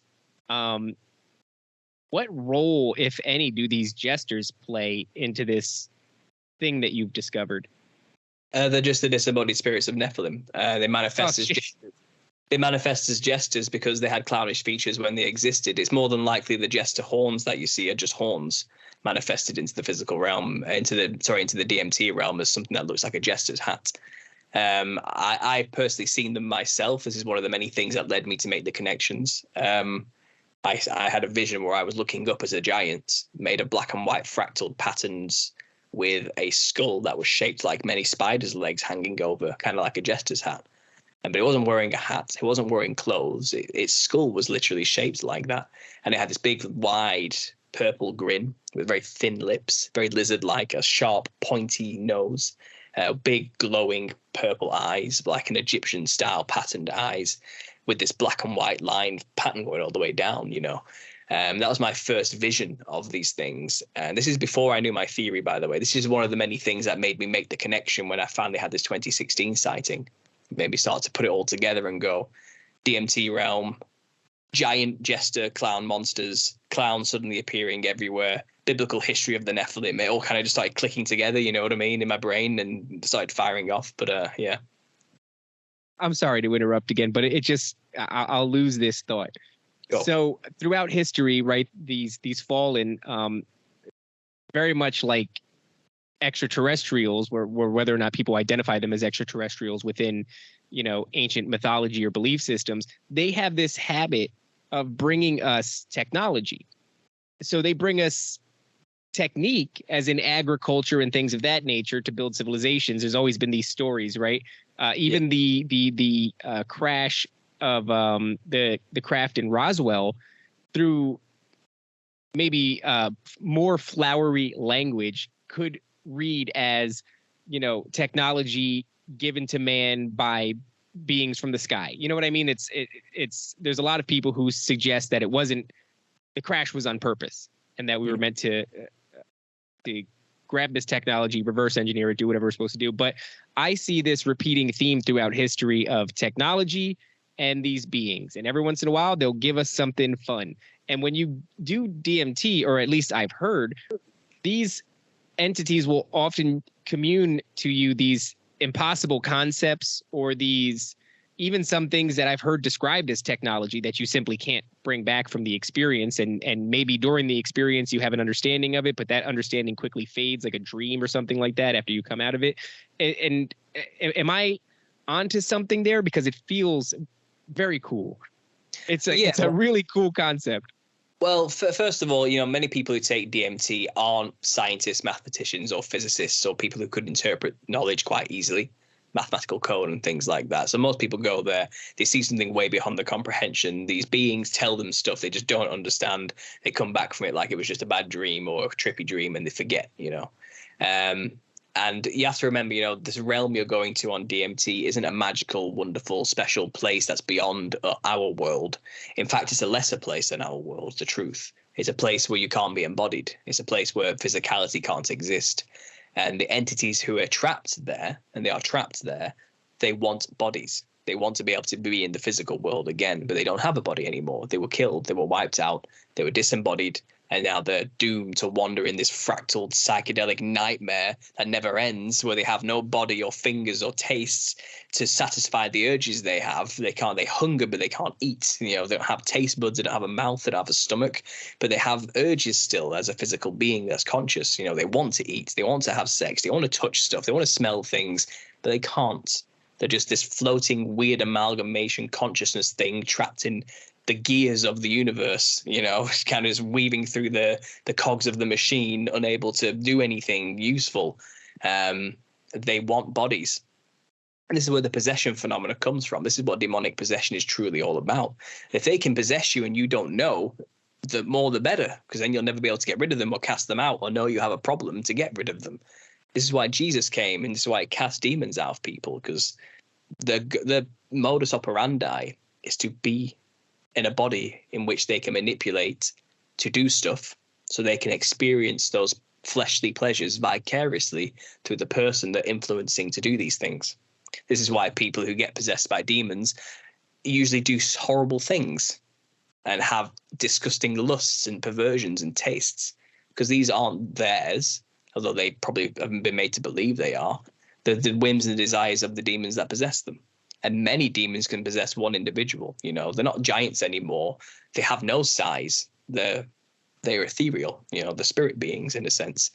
So when people go to this DMT realm, there is this impression I'm going to my own collective consciousness of all of humanity or something, or I'm going to this seventh dimensional frequency way beyond our own. But it's not. It's just the other side of the coin. It's just the pipe work and the wiring of our universe. It's just the warp and the woof argument. You have the rug, which is beautiful, full of this amazing complex pattern. But if you turn the rug over, you can see all the strings that connect in a mess everywhere to where that pattern was created.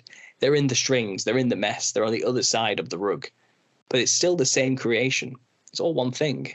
So this naive belief, people go there thinking they're learning something wonderful from spiritually enlightened beings from another dimension, because that's what they tell them they are. They just lie to them, It's a myth. You're going to a lesser place, a place these beings do not want to be in. It's not a place you want to be able to stay in for long either. You're lucky you get to come back after 10 minutes of taking a hit of DMT. They don't get to come back. They're tripping forever, and they hate it. It's described in the Bible as a dry place. It's a horrible, dry place to be, where they hunger and thirst but cannot quench any of it.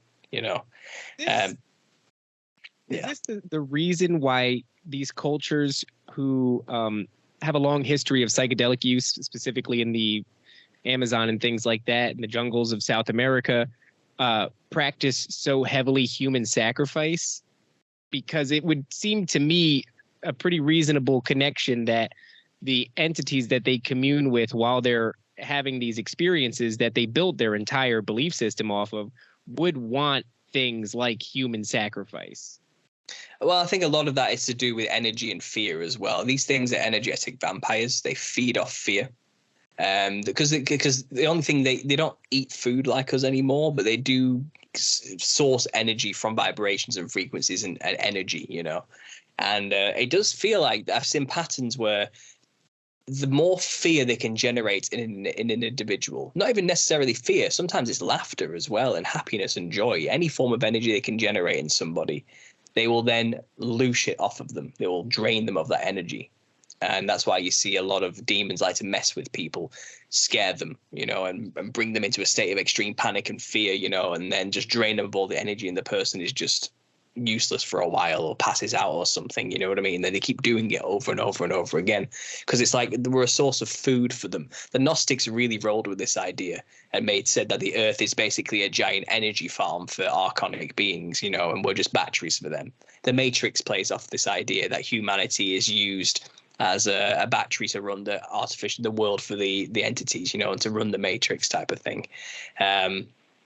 This idea that the world is a prison for us and we're nothing but just energy for more powerful, sinister beings. It kind of has a truth to it, but it implies that God is cruel and keeps us trapped here and is evil. But that's not the case. It's that there are evil entities out there who are going against God's original plan for us, and this world to them is kind of like we are their food. So human sacrifices plays a large role in that. Basically, generate enough fear in the individual before you kill them. Then you please the gods, you please the spirits, you please them because you've given them this gift prior, and then you get stuff in return for doing this. That's the point, Human sacrifice is like the ultimate gift, isn't it, to these energetic, fear-loving monsters, who probably love murdering people as well. So they're probably possessing the person who plays the sacrificial role with the mask and the costume to murder the person. And this is all, I got into this a lot, but many of these cultures, even today, who don't necessarily kill people, but still have ancestor spirit worship, we call it. And these folk traditions, they have their shamans, some of them, but some of them just have rituals in which they dress up in certain ways with the sole purpose to be possessed by the spirits. And they dress like the spirit to be taken over by the spirit. And once the spirit takes over, some cultures gather around the possessed and ask it questions and ask it for advice or ask it for blessings and things like that. Some cultures just roll with the possession and then eat things, live animals, do anything to please the being that's within them, Some people believe they're literally being possessed by their literal ancestors, so grandma and granddad, but they're being lied to. That's the lie. That's the salt. It's just a way for the demons to convince people to let them in. And there's this pattern emerges that all folk traditions do. You dress like the thing to be possessed by the thing. Okay, Haitian Vodou culture is a prime example of this. They dress like this thing called Baron Samedi, which is a top hat wearing, skull faced, suit wearing thing that has a cigar and loves to drink rum. Okay, now this is just a Nephilim entity that has this image, this Hatman image. And when you dress like it, they say themselves, I'm possessed by him. And then I drink rum and smoke cigars because that's what they want. You know what I mean? That's what they want to experience. Do you think that the Hatman entity is some sort of a Nephilim entity? It's hard to say. That it's a leader of some kind. I don't know if there are many Hatmen. I don't think the Hatman is just one entity necessarily. I think there's a rank and order to the demonic realm, just like any military. This is a war at the end of the day. And there are obviously, like I said, there are levels of Nephilim in the real world when they existed. There's the OGs, then there's the children of them, there's the grandchildren of them, there's the humans who try to be like them, and they all have a hierarchical order of some kind within the military of the spirit realm. And this is a war, they're described as legions in the Bible, and a legion can possess a person, and that's military language at the end of the day, because they're trying to make it clear, you're in a spiritual battle. This is war, I think Ephesians 6:12, it says, you don't wrestle with flesh and blood, you wrestle with principalities, with powers, with spiritual wickedness in high places. Wear the full armor of God and protect yourself from these things, because your only defense is not physical, it's spiritual. You need to be filled with the Holy Spirit. If you're not filled with the Holy Spirit, these things will take its place. It's as simple as that, and that's the war, that's the battle, we can cast them out, sure, but if you don't fill that space with the Holy Spirit, then they'll come back tenfold. More will come back into you. Their aim is to have a body, and they'll take yours if you let them, type of thing. But the Hatman, he is some kind of serious player. That's all I've gathered so far. Now, in terms of Hatman symbolism, we see it in the real world. We see it in secret societies who also venerate the clown. So Shriners specifically are a good example of that. They have their own clown sects within each shrine, as they call them, and they have their own Shriner clowns. And they go off and they do it for the kids. They build hospitals for dying children, and they go and entertain the dying children by dressing like clowns. They put on charity events for the sick children dressed like clowns. Now, it seems like fun and innocence again to us, the unwashed, profane, ignorant masses who know nothing about symbolism. But what these people are doing, secret societies like this worship demons. They work with demons. They're in allegiance with Lucifer himself, And just as the demons are like the foot soldiers of the fallen angels, the low-level grunt privates of the military, the Freemasons, the Shriners, these secret societies are the physical foot soldiers for the same agenda, for the same army. They're just in the physical realm doing the same will of the father of the Nephilim, the fallen angels. They're all on the same side. But what they do is they dress like Nephilim to be possessed by the Nephilim. So they dress like the clown, which brings the Nephilim, gives the Nephilim like a key or a gateway, let's say, into the physical. That's the power behind these things. That's the true power, that all these folk traditions I explained earlier that do this understand very clearly. And I've broken it down on my channel, but you'll find that all of these folk traditions all around the world who dress like this when being possessed by spirits, they have clown features embedded into their ritualistic garb and clothing. The face paint, the white face, the red nose, the psychedelic fractal patterns all over the skin, the feathers everywhere. They're usually red hair in some way, or some kind of psychedelic red pattern within the hair and colors everywhere. And this is because the Nephilim were a serpentine hybrid with a human who had extremely white skin, let's say. So the base of a clown is white skin. That's the base clown. They white up the skin as much as they possibly can. That's the mark of Cain.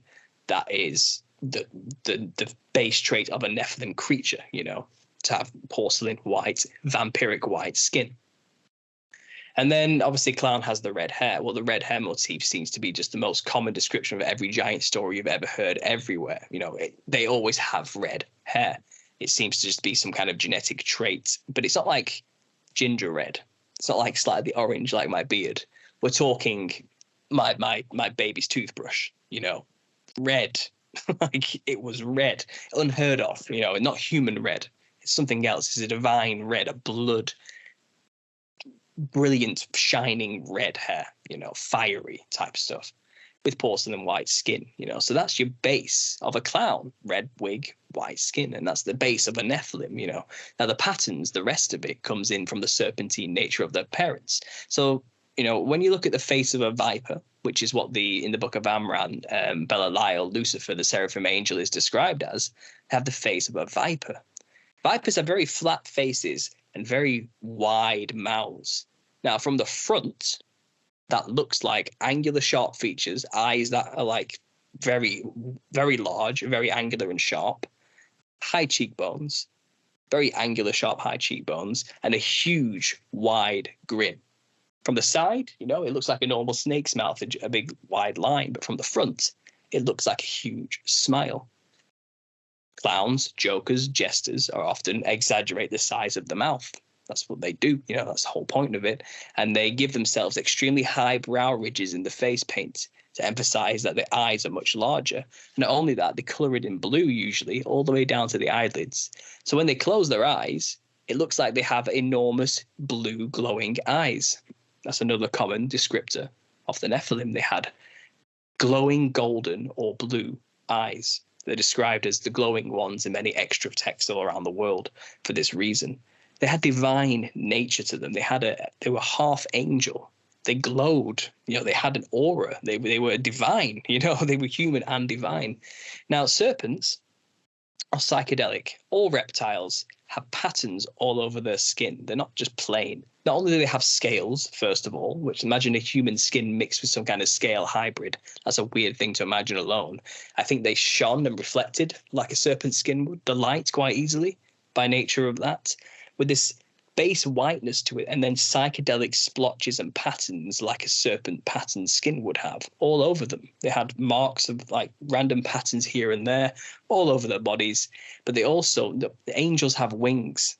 Okay, the seraphim angels specifically, they do have wings. They're all described as feathered serpents. Quetzalcoatl, a famous god to the Mayans and the Aztec culture, feathered serpents were the gods that came from heaven. Dragons are what we call them in Europe, winged serpents of some kind. Go to China, full of them. Dragon mythology everywhere. We're obsessed with dragons. You'll find that this story of winged serpentine monsters coming from the sky is the norm all across the earth. Many cultures have the exact same story. And imagine a feathery covered serpent thing mixing with the human again. So these things probably had psychedelic colored feathers sticking out of them, as well as this white skin, this wild, crazy red hair, colors all over the place like a rainbow by nature of the psychedelic patterns and palette of nature itself, these things were trippy, colorful monsters with huge, big, wide serpentine mouths that opened incredibly wide, terrifying to the sight. Humans have a lot of teeth. and snakes have just two fangs. So imagine a mix of that, these many long teeth things everywhere, like a human serpent mix. They were just utterly terrifying, clown jester-like looking, feathery, wild, colorful monsters. And that's, you dress like a clown, you're mimicking that. So the multicolored patterns of a clown, the clothes they wear, the harlequin patterns, that's serpent skin, that's serpent patterns.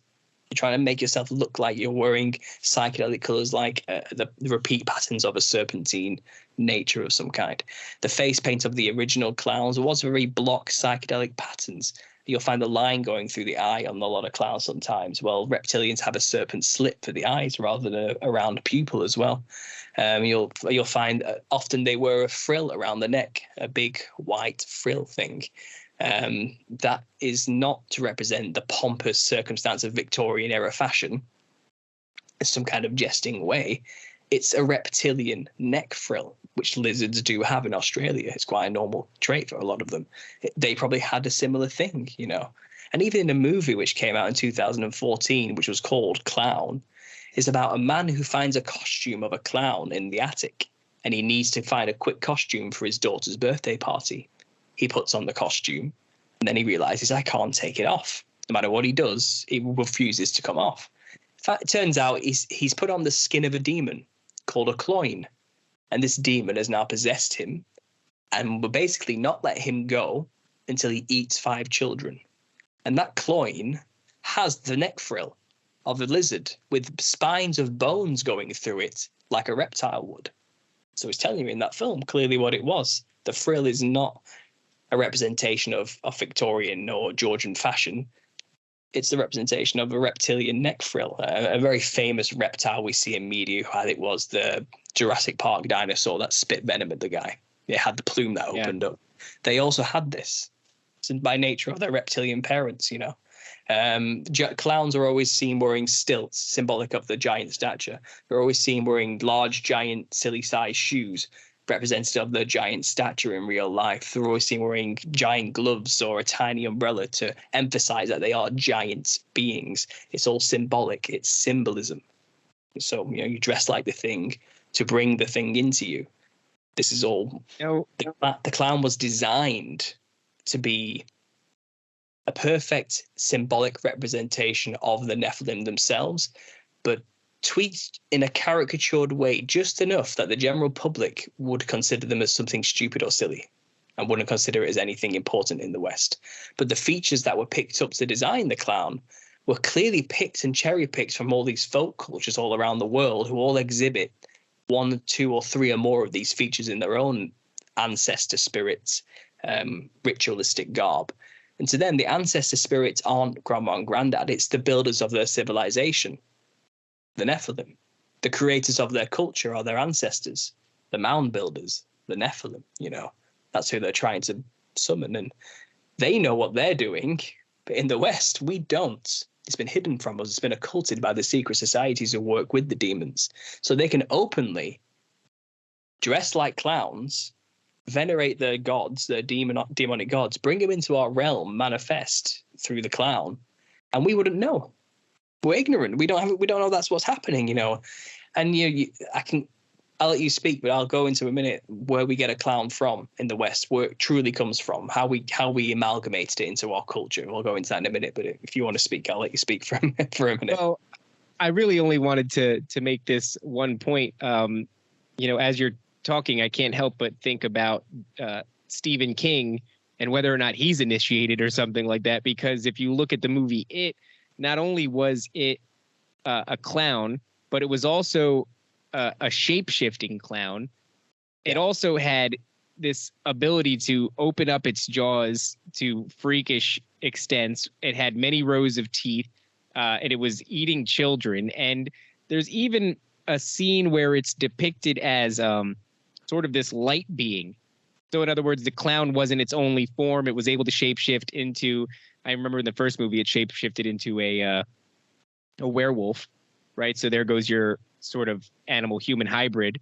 And within the Stephen King universe, it's alluded to, because it's my understanding all of his movies connect. So whether it's The Stand or it's It or something like that, they're all part of the same universe.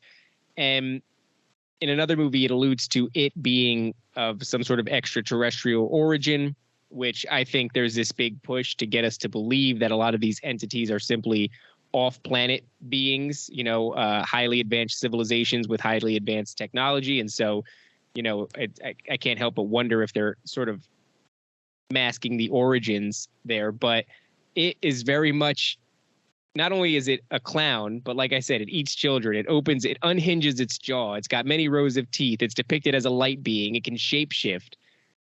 What's Stephen King's problem? Well, not only that, but it also uses the fear of its victims to get more power in order to manifest more physically into the world. As I mentioned earlier, and they are vampires that feed off energy to get more power and strength into themselves. So it's all there. Yeah, Stephen King knows what the symbol means. He's just used it in a commercial way to make bank off it, basically, and make money. And we, the unwashed masses, haven't got a clue what it really means, and we just think it makes a good story, and we pay for it. It's that's what these occultists do. They take their allegories, their stories, and their symbols. They make a mainstream movie or book out of it and cash in. And they're laughing at us. We don't know. And to us, it's like, that's so unique. That's so inspired. These guys are geniuses. How do they come up with these things? Oh, wow. What an amazing artist. It's like, no. They've come up with nothing new. They're ripping off ancient symbols that people who are in the know and have been trained all know about, and they're, it's to us, it's something magical and wonderful and impressive. But what's the expression? There's nothing new under the sun. Nothing new under the sun. No, exactly. So let's talk about where the clown comes from in terms of just actual historical, the clown itself in the West. Because like I said, the clown is an amalgamation of a lot of things. It took a long time to actually get to us to where we have a clown that we call today in the modern age, the typical stereotype of an image of a clown. Now, there have always been people throughout history who make other people laugh. Okay. So there's always this argument that the first clowns were in Egypt thousands of years ago. It's like, no, there were people who were comedians. It's not the same as a clown, as what I would call today. They weren't going around wearing red wigs, painting the face white, honking away with horns and on unicycles. That didn't exist then in Egypt. They had their own, a funny man of some kind, or a buffoon, let's call it. Greek theatre itself and Roman theatre always had buffoons and silly people and jesters, let's call them. People who would be the butt of the joke, who would hurt themselves, fall over, tip, and make people laugh by just being an absolute idiot type of thing. They've always existed. That's not what this is about. And a lot of people always go through all this, the archetype of a clown, and get really metaphysical about it. And I'm actually being extremely literal. Try and leave metaphysics at the door with this theory. This is really on point. That it's very real. It's a symbol created with the sole intention to bring demons into this world. That's exactly what a modern clown is. And you can go into the archetype of making people laugh and what that means to be a clown in the psyche of humanity. And you're getting too out there with that kind of mythologizing about what I'm talking about. So let's bring it back down to earth. So buffoonery and being a joker has kind of always been a thing. Okay. Now, throughout Roman theatre and through Greek theatre, there was this thing called, let's say, the parasite. And this would be a person who would always try and get food off people. Okay. And this was like the proto-clown within Greek theatre after Aristophanes. I've got a book about it here, actually. Yeah, I'm actually reading about this right now, about the clown's role in Greek and Greek literature after Aristophanes. And yeah, and there's a character in here that's based off older characters. A lot of it's in Latin, so I have to keep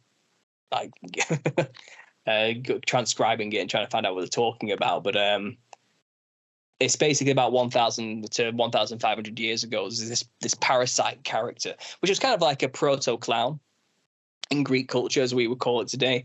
But he was always after just food. He always wanted to get invited to high society parties just to eat everything, basically. That's kind of where these stock characters were starting to be built. So we had the clown servant character, who was the servant of a rich person, was often depicted as like a buffoon type character of some kind. There was Pantaloon as well. There was the Harlequin character was always like a antagonist devil-like figure who did like somersaults and rolls to imply his amazing otherworldly ability, and these were like, they didn't dress as we understand clowns too. They dressed in like servant garbs, baggy clothing type of thing with big pom-poms here and there, over exaggerated poor man clothing is kind of what these clown buffoon characters wore. So after the collapse of Rome, you'd find throughout Italy and all throughout Europe were these troops of ex-performers for the Roman circus, basically. And it kind of became a family business, and it was passed down to generations. And long after the collapse of Rome, this culture and tradition had kind of been created of traveling performers that became what was known as the Commedia dell'arte movement in Italy and in France. Now, through the Commedia dell'arte movement, these stock characters had kind of been established through all these older practices throughout Greek and Roman theatre. And these stock characters were the rich industrialist who owned businesses, his servant, the outsider buffoon who was trying to get the daughter of the rich person, who was Columbine, okay? And then they had other people in between who were just like other comedic characters. And in a way, they were all kind of clowns.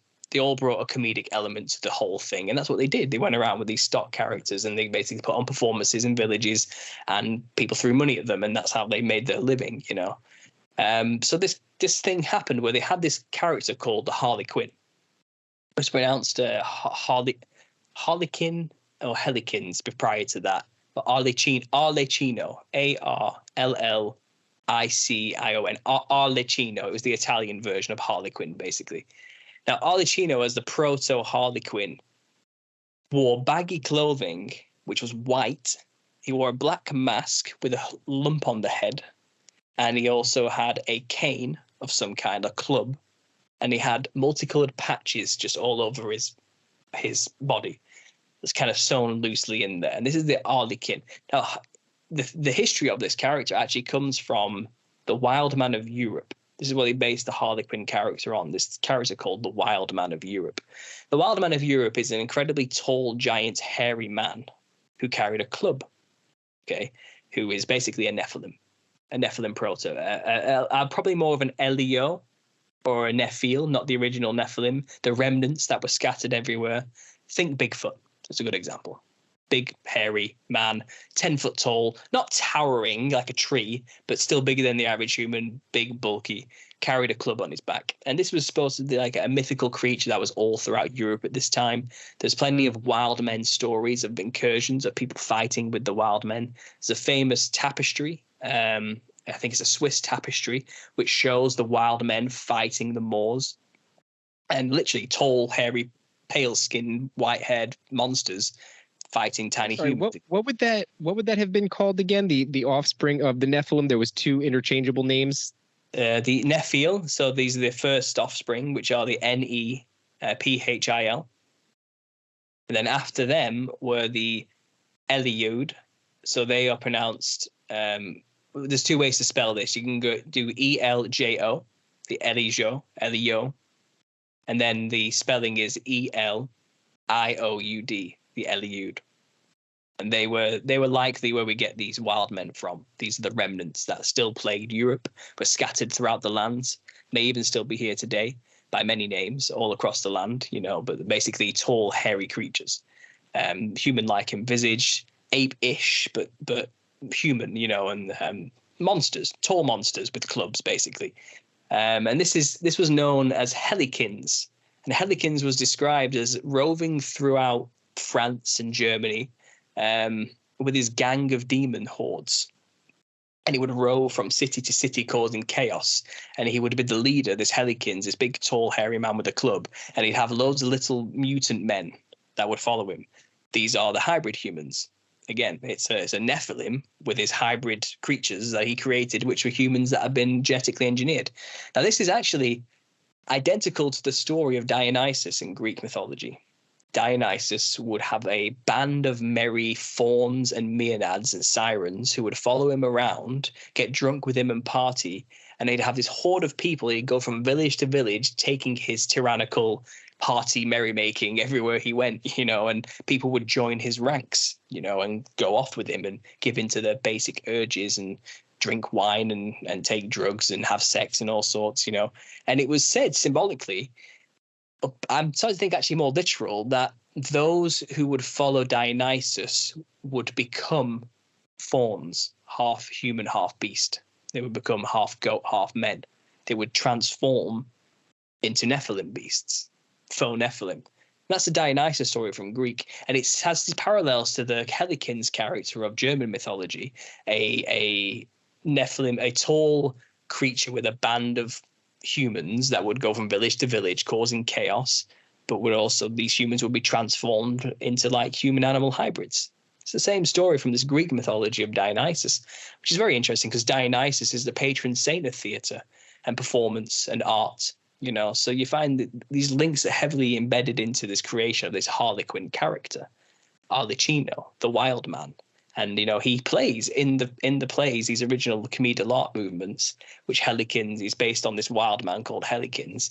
He would play the devil, basically, the brute, the beast. He would have magical powers. He could change the scene by whacking his stick on the floor, the slapstick, and it would suddenly magically change to something else. He would be a commentator breaking the third wall. He would be outside of the play itself, but within it at the same time. He was a mythical, magical creature within the play, but he was kind of like a mannish monster who wore this monster demon mask with a horn.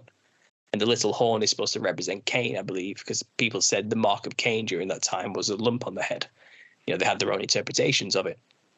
So Helicons is literally a Nephilim creature based on the wild man of Europe, which are the remnants of Nephilim roaming through Europe. That's who they based this character off of. But they made it more of a comedy character for this play through the commedia dell'arte movement. And the Harlequin would always have a foil, which was the clown. Okay, so the clown at this point was just a servant, just a bumbling, foolish type of servant, and Harlequin was the quick-witted, devilish figure, of some kind. And the clown had very little to do with the Nephilim in any sense. He wasn't created for that. It was just a reiteration of the buffoon character of the past through the Roman and Greek theatre. But as time went on, the characters made a switch. The development started to change as history went on, as hundreds of years went on. So this was at the back of the medieval period, the 1600s, going through the 1700s to the 1800s. We get into the Enlightenment period. Art was having a huge flourish, and these shows were being put on everywhere. And the UK, Britain, picked up on the Harlequin character and these Harlequinades, as they were known then, and became pantomime in the UK. And you find that the Harlequin character had kind of molded over these hundreds of years to not be the quick-witted, demonic jester that he had always been. But he became more of a doting fool who was always fawning over the daughter of the rich industrialist, Columbine.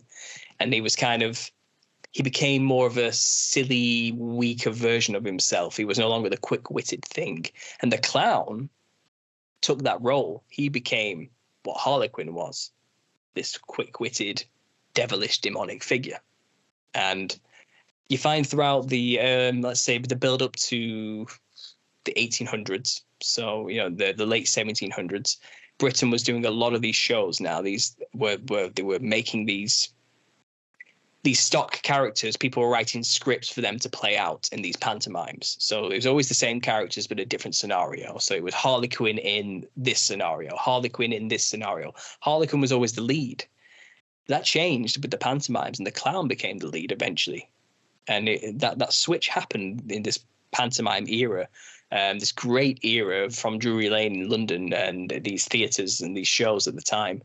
And there was a character, a performer, who was called Joseph Grimaldi, who was a huge player of pantomimes and shows during this time in this place, specifically in London, in Drury Lane, at these theatres, the Sadler Wells Theatre, and another one as well. He was always back and forth between these two theatres. He was an in-demand actor, he was a big character. He was a brilliant acrobat. He could just do things other people couldn't do. And he basically made the clown so popular that he's the one who basically like, right, we're going to make the clown the lead from now on. People want the clown. They don't want Harlequin anymore. They want the clown, So this switch happened where basically the clown was more like the original Harlequin than the Harlequin was originally. So the Harlequin basically became the clown, started to dress like a clown instead. That's all that happened. The clown played the same character as Harlequin, and just had this clothing, this weird opposite dress. And something happened during this time in the 1800s. There was a Freemason called Charles Dibdin, who was the owner of these theaters at the time, who had hired, obviously, Joseph Grimaldi to play the clown in these Harlequinades. And he basically made a costume change in the bang on 1800, and he utterly changed the costume of the Harlequin and the clown to be exactly what we know it of today. So the modern clown image, this multicolored psychedelic fractal pattern, white skin, weird looking puffy clothing thing, was all designed by a Freemason called Charles Dibdin, who was a member of the Leicester Lodge, basically. Right? And he dressed this way. And Joseph Grimaldi wanted to reimagine the clown himself and make it his own. He was competing against older clowns who kind of believed themselves to be the best. He wanted to redesign it and make it his. And he invented the clown makeup, as we know, the white thing with the rosy cheeks and the red nose type of look, with the psychedelic diamond patterns on the face and the garish look, basically looking like a fat, bloated child, this middle-aged man, basically, who could do somersaults. And he wanted it to be as ugly and crazy and horrible as possible. And he based it off this thing called a sanguineous nature. Now, during this time of science, people believed in something called the four humors.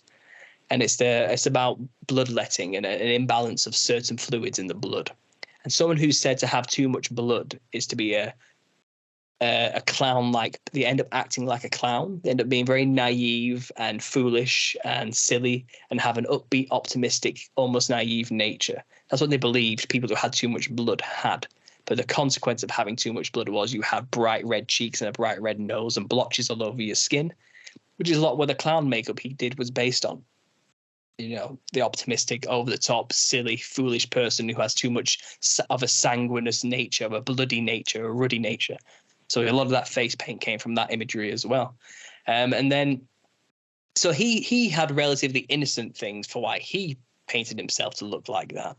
But the person who did the costume change, the Freemason, probably knew full well what he was doing when he made the costume to be like a serpent over the top with the frills and the multicolored fractal patterns. You know, originally, the clown just dressed in a boring, baggy servant robe. Grey, boring, bland, nothing to it, you know. And Harlequin had a costume change at this time. He became this psychedelic diamond pattern, sequin patterned thing we call a jester today. So this Freemason created a jester and a clown in one day, on one show in the 1800s. And from then on, you know, Joseph Grimaldi, the guy who played the clown, became the father of all clowns. He designed, all of it was attributed to him. You see very little mention of Charles Dibdin in the mainstream sources. Everything, oh yeah, Joseph Grimaldi created the clown. It's all down to him. He's the person who made the modern image. But it's not. He was a Freemason called Charles Dibdin. He's the one who designed the costumes. He's the one who changed an age-old tradition for hundreds of years out of the European comedic art movements to be this thing in a pantomime. And then all clowns are kind of based off this image from then on. And for the past 200 years, we've seen a development and adoption of the clown through the American circuses to be what it really is today. And it's been molded and sculpted and changed and tweaked to be the perfect representation of a Nephilim being. And I believe it was done on purpose. They've adopted it because they saw this looks like our gods and people don't know it. So they've kind of slowly tweaked it throughout the age, you know. And then the circuses of America began to become popular then throughout the 1800s, pre-Depression era. A lot of money was going about. A lot of Freemasons during that time were building Solomon-esque temples everywhere. And the circus was the main form of entertainment. The Freemasons have always owned the entertainment industry, even from the very beginning. And it was Freemasons like P.T. Barnum and the Ringling Bros who popularized the American circus. They were the key players. Every last one of them a Freemason. And they put on a huge show called Harlequin Freemason. Well, actually, Charles Dibdin wrote the show Harlequin Freemason for his own lodge at one point. But in America, these Freemasons, so maybe 50 years, 60 years after the invention of the clown, the popularization of the circus, they created this show called King Solomon and the Queen of Sheba. And King Solomon was infamous for summoning demons and controlling demons and building his temple with the help of demons through the use of a magic ring given to him by God. He was the ringmaster. He was the Lord of the Rings. Okay, he was the one who, the hat man in the center of the ring who orchestrated the demons, basically, you know. And this is what a circus truly was. That entire production was all the costumes were made by Freemason affiliate associations who made all the costumes for the lodges who put on their own ceremonies. The clown was adopted into it, which is a perfect representation of a demon. And we're talking about a show here which involves demon summoning and worship, King Solomon and the Queen of Sheba. It was all orchestrated by Freemasons from start to finish. And what they managed to do, and it's even described in this book I've got, which I've quoted in my book, they managed to basically do a huge Freemasonic ritual, which would normally be performed on a small scale in the lodges, on a huge scale to the public without them realizing it. And the initiated would go to these circus shows and watch their rituals being played out on a grand scale in a way they never imagined it could be, because they only ever do these small versions in their lodges privately. But here it is in public, being performed on a mass scale with acrobats and animals and clowns everywhere, performing our rituals for us, which would normally be in the lodge. So the Hat Man, the orchestrator, the central ring master of the ring, is not only a Solomon analog as being the master of the ring, the orchestrator of the demons, which is the clowns, but it's also a parallel to the grand worshipful master of a lodge. Now, within lodges, the main guy who runs the lodge is the only one who's allowed to wear a top hat, symbolically speaking, and everyone else has to wear a white hat. They can't wear the black top hat if they're going to wear a hat at all. Only he is allowed to. And obviously the ringmaster dresses like a Freemason with the long black robes and the tails at the back of the coat and the top hats. So it's basically if you want to go off what it is, the circus performance, especially on the original performances, was just the same as the ritual that was done in these lodges. And the leader of it was the Grand Master who wore the hat, the ring master who wears the hat in the center. It was just all allegorical for the Freemasons' rituals. But now they'd finally created the perfect symbol for their gods, the clown. And it's been adopted ever since. It's been used ever since, and it's still used today. And when the symbol of a clown appears in the news, let's say, it's being used on purpose. It has its meanings. It's established, And that's where it comes from. It's interesting, too, because now we've turned this corner where clowns are almost exclusively horrifying. They're used in horror movies. It's become an icon that is directly related to fear. And I never really understood that in any other context outside of obviously the movie It, which I think helped to spur a lot of that on, especially the original one from the 90s. But in this context, it makes a disturbing amount of sense. Yeah, well, it's the externalization of the hierarchy thing. I think it's them subtly telling us the clown is demonic. They're literally telling you now the clowns are demonic. They are literally demons. That's literally what they represent. And we're showing you, and you still don't know or understand. But it's kind of that whole, well, our hands are clean. We told you. It's that kind of attitude. Yeah, revelation of the method, sort of karmically free. It's that kind of. But the thing is, people love the scary clown. You get these cult people in the culture that mimic it and idolize it and venerate the demon themselves and dress like clowns. You'll find in fashion today, just at the start of this year, they released their new style, and it turns out clown fashion is in, clowncore is in, and we even had popular celebrities dressing in clownish aesthetics. Harry Styles is a good example, who was seen walking around wearing a Harlequin patterned clothing, and clowncore is in now. And they had these shows where people were walking down catwalks wearing the original Harlequin designs, the original clown designs and clown patterns and things like that. And what you see going through the catwalk, although it's an extreme version, you'll find similar styles starting to come down into the public, into the outlets eventually. It's downwind, isn't it? The fashion of the outlets are downwind from the fashion of the catwalks type of thing. And like I said, if dressing like a clown evokes the demons, and if you can get the public to dress like as clownish as possible, then you are opening portals and people aren't even realizing it. It's an agenda in a sense. And if you want to talk about people who look like clowns, you'll find, let's say, those who like to throw around a rainbow flag, and it's that particular culture that I'm probably not allowed to say anything else about before we get flagged or taken down.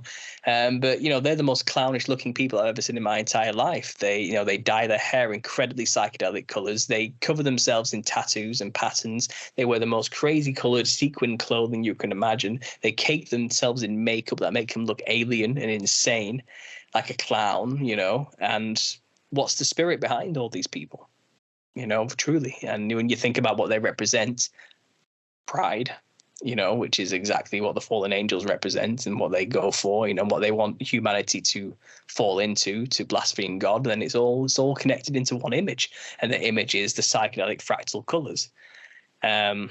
It seems innocent, it's just colorful, it's just fun, it's just a bit of fun, but this clowns are no laughing matter, unfortunately. It's one of those type of things. As we get towards the end here, because we are at the 2-hour mark, I do want to ask you about something you said earlier. And so in regards to this 2016 sudden appearance of clowns everywhere, you couldn't escape it for, I think it was probably about a month or two, where it was going real hard, and then it kind of faded away. Actually, it didn't fade away. I feel like it stopped abruptly. But either way, you said that, in your opinion, it's sort of a signaling to the initiated that the Nephilim are returning. And we have this idea that in the end days, it will be as the days of Noah. Yeah. And is there any part of you that does think that we're good? Because I'll tell you where I stand. I believe that there's sort of this thinning of the veil happening, and that sightings of all kind are picking up pretty substantially. And you could say, well, that's anecdotal. That's because everyone's armed with a cell phone, and so and then with it becoming maybe a cultural contagion, more and more people are looking for these things. More and more people are faking videos. Sure, those sorts of things can happen. But based off of the things that I've seen and researched, I feel as though we're ramping up. Is there any part of you that feels like we may actually, and I'm not asking you to make predictions, right? I'm not saying, hey, Paul, do you think we're in the end times? Are they definitively coming? I'm not asking that at all. But if somebody forced you and you had a 50-50 decision, are we going to see this ramping up? Are we going to see the return of the Nephilim within our lifetime? If you had to guess. I'm not a prophet, I don't want to put myself in that kind of situation. And I don't know. I mean, you look into genetic engineering, where they tell us the science is, it's actually in its rudimentary forms, realistically. I think they've unethically edited genes before. And I think the person who did that got put in jail in China, but he's out currently now, and he's trying to do it again. And that was in 2018, I think. And I know we've started messing with animal human hybrids, but even then they say they're just in the embryonic forms and they haven't actually progressed them further and all this type of stuff. So we don't really know if they can start hybridizing humans fully yet. I do agree with what you're saying, that there is this thinning of the veil. I do think more supernatural things are starting to manifest more physical than ever. Something's happening. You can kind of feel it in the air. It's one of those things, isn't it? And something bizarre is happening. And I think obviously with this whole 2016 period to now has been considered a clown world. That's kind of a meme that's in the consciousness of most of humanity, even the mainstream normies who aren't conspiracy theories. They call it a clown world now. It's in the consciousness. It's in the forefront of the mind. Everything's an irreverent joke. Nothing's serious anymore. The Joker has been re-released recently, hasn't it? And the sequel's coming out soon. Everyone's got this feeling that reality is a joke now. Nothing serious. We can't take anything serious anymore. And I think it is all metaphorically, spiritually, symbolically all pointing to this idea that the Nephilim, in a sense, are returning. Whether that's in a spiritual nature or a literal physical sense, I couldn't say. And there's obviously, with the rise of AI, there's this fear that they were going to, the demons are manifesting through the artificial intelligence, and it's actually demons you're talking to. Now, I don't necessarily know if that's the case, and maybe it is, but I do think what we're seeing there are the initial beginnings of the development towards creating a perfect vessel for the demons to inhabit that isn't a flesh body like ours. Because possession, as great as it is for a demon in the short term, it's not optimal. We can cast them out in the name of Jesus Christ. That's not useful for a demon. We're not perfect vessels for them because I'm in it. I'm in my vessel, and it's they don't want to share it with somebody, and they don't want that person they're sharing it with to be able to just kick them out at a moment's notice without giving them, time to pack. Basically, it's not an optimal. Possession is messy, and it requires a lot of work for them to be able to convince people to let them in and all sorts of things. You've got to convince them to start dressing like a clown. You've got to convince them to, wear the right clothing and do the right rituals. And it's annoying for a demon to, Right. So do you know where it gets a lot easier?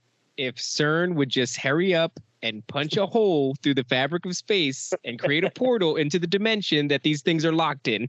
True. But even if they did that, they're still disembodied. How are they going to manifest here? How are they going to interact with our world without a body to interact with it?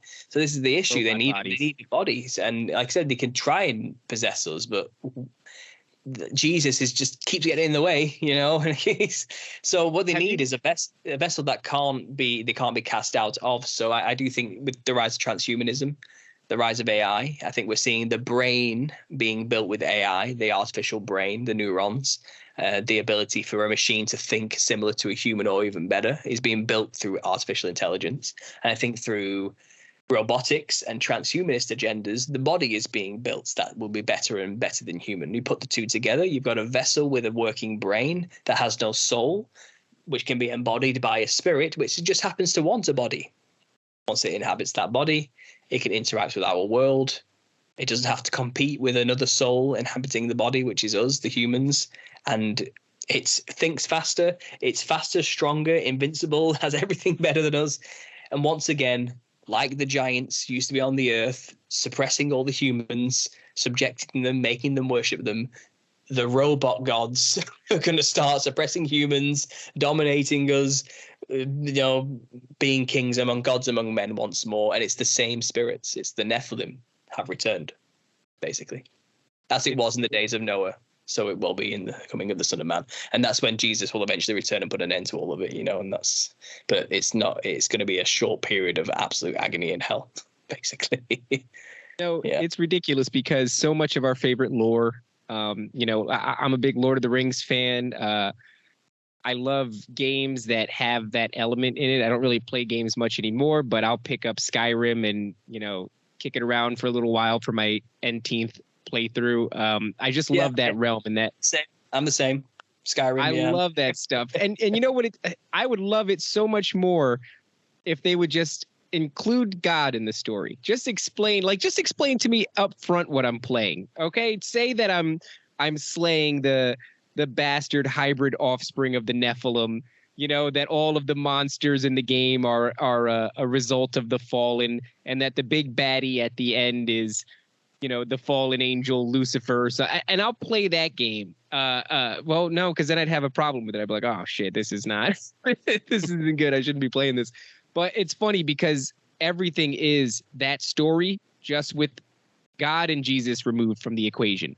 And then, like you said, very much with the Greek pantheon, sort of bending things to make it look like they were the good guys. I've had people on the show where they'll talk about the black hats versus the white hats, but this is just the left-hand path and the right-hand path. And that, in the instance of, I believe it was Donnie, I mentioned to you before, he was on my show and he was talking about how, we may well see this sort of defeating of one hand by the other hand, sort of ushering in the Antichrist and, the beast and the mark of the beast and all these different things. And that we're watching sort of a fake play out in front of us. And then, who knows what sort of deception they're going to launch. I was just talking to someone recently where they brought up a really upsetting concept to me of what if the whole Project Bluebeam and all of the aliens and all this stuff that's happening is really just so they can cast reasonable doubt when the rapture happens. And so, they can try to control the masses and convince them that what they're seeing is not the return of Jesus, but deceptive aliens or something. It's all very upsetting. But what is clear to me is that this is the same story being told from start to finish. We're not out of biblical times. You know, it never stopped happening. It's funny how people sort of compartmentalize that and they go, well, biblical times were back then. That's not what's happening now. This is a story about way back when. Now, that was a story about the beginning of all of this right now. And it's all coming to a head. I got to admit, man, I thought I kind of had an idea of where you were going with this. And it's refreshing to see a take that I haven't seen before. When you've been looking at this stuff for as long as I have, you see a lot of the same things on repeat. And there's nothing wrong with that. You know, it's all information that's good to have, and it helps you to paint the picture of the world that you're looking at. That one was new. Do you know of anybody else who's really onto this in the way that you are? No, I don't think anyone's really thought about it. I mean, why would you? I mean, why would you consider clowns as anything other than just a joke? You know, it's not something. I think when a lot of people hear what my theory, you know, the Nephilim look like clowns, they laugh at first. That's the first initial reaction. Now, this will be good. You know, this will be funny. And when I tell them, they end up going like, oh yeah, you know, it's always been. It's one of this like most occulted truths. You know, that's what we do in the truth of culture. We just uncover things that have always been there, and we're just revealing things that have kind of just been in our face the entire time. And all I've done is I think God's just given me the ability to see a pattern and just point it out. Basically, it's just I've just discovered another symbol, you know, which is used against us. And has been hidden from us for the better part of 200 years, basically. And luckily, it's one of those symbols that when you start looking into why it's a symbol, you do have to go into the whole story. You do have to go all the way back to the angels' rebellion.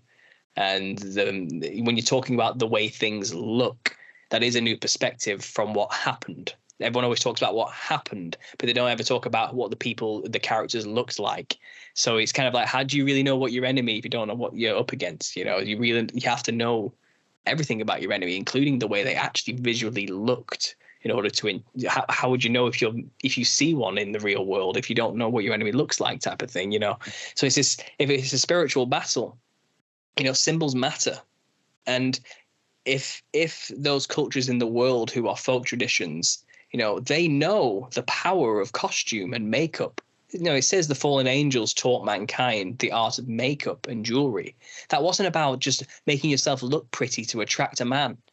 It was the science behind dressing like a certain thing and making yourself up to look like a certain thing, and the spiritual nature behind that, and how it can be used as a tool to commune with the spirit realm. It was a science they were teaching people for a good, powerful reason. You're going to need this knowledge to communicate with us when we're not here, to channel us, to get us to, you know, and when our children are inevitably wiped out, when God is pissed off with us, which he will do, you can still stay in touch with them through this power, this knowledge. And ancient cultures all around the world, even today, still practice the art of dressing like a psychedelic, trippy, hairy covered monster thing in order to be possessed by it, to channel it, to bring it to our realm. They still do it. And they all look like clowns. And in the West, we do the exact same thing. We just don't know that that's what we're doing, which is why we're so corrupted. You know, people are dressing like clowns all over the place now. You know, people do it for fun. People are part of cults called juggalos who literally do nothing but dress like clowns and meet up every year and worship a couple of rappers who talk about murdering people who dress like clowns, and they think they're a part of something bigger than themselves that makes them feel great. But it's just basically a huge party for demons to come into our world and take drugs, have sex, listen to violent music, and do horrible things, you know. And it's not just the juggalo. I'm pointing them out. I know they probably don't realize that that's what's happening. No, dude, fucking, I can't stand the juggalos. Dunk on them all you want, dude. But it's not just them. Like I said, it's this liberal far left culture that clowns them and dehumanizes themselves as much as possible. They're also channeling the same entities by doing that. You know what I mean? It's why God was so specific about not corrupting the vessel. Don't get tattoos or piercings or manipulate or dehumanize yourself, because all you're doing is creating portals for those who truly dehumanize themselves to come back. You know what I mean? It's all connected. Yeah. It's not like it's just he's just doesn't want us to have fun, and he's a vindictive, over the top narcissist, like people wanted to say it is. You know what I mean? It's specific rules and guidelines to not get fucked over by demons. Like it's good advice. Follow it. Yeah. You know, understand these things. You know, they're not your friends. The jesters on the DMT realm are not your spirit guides who want to help you enlighten to the next dimension of frequency and consciousness. They're demons who are trying to deceive you so they can have your body. You know, it's all it is. It's a story that has been going on since the beginning of time. It never ended. And just because you're ignorant of it, of the law of wearing a costume, doesn't mean you're suddenly immune to its power. You know, this is a psychedelic spiritual world we live in. It's not just a physical place full of, you know, no order. It's not just all chaos and nonsense made from a big bang of matter and rock smashing together and energy. It's a psychedelic spiritual world we live in. You know, that's the physical is just as spiritual as the spiritual realm. They're both one in the same place.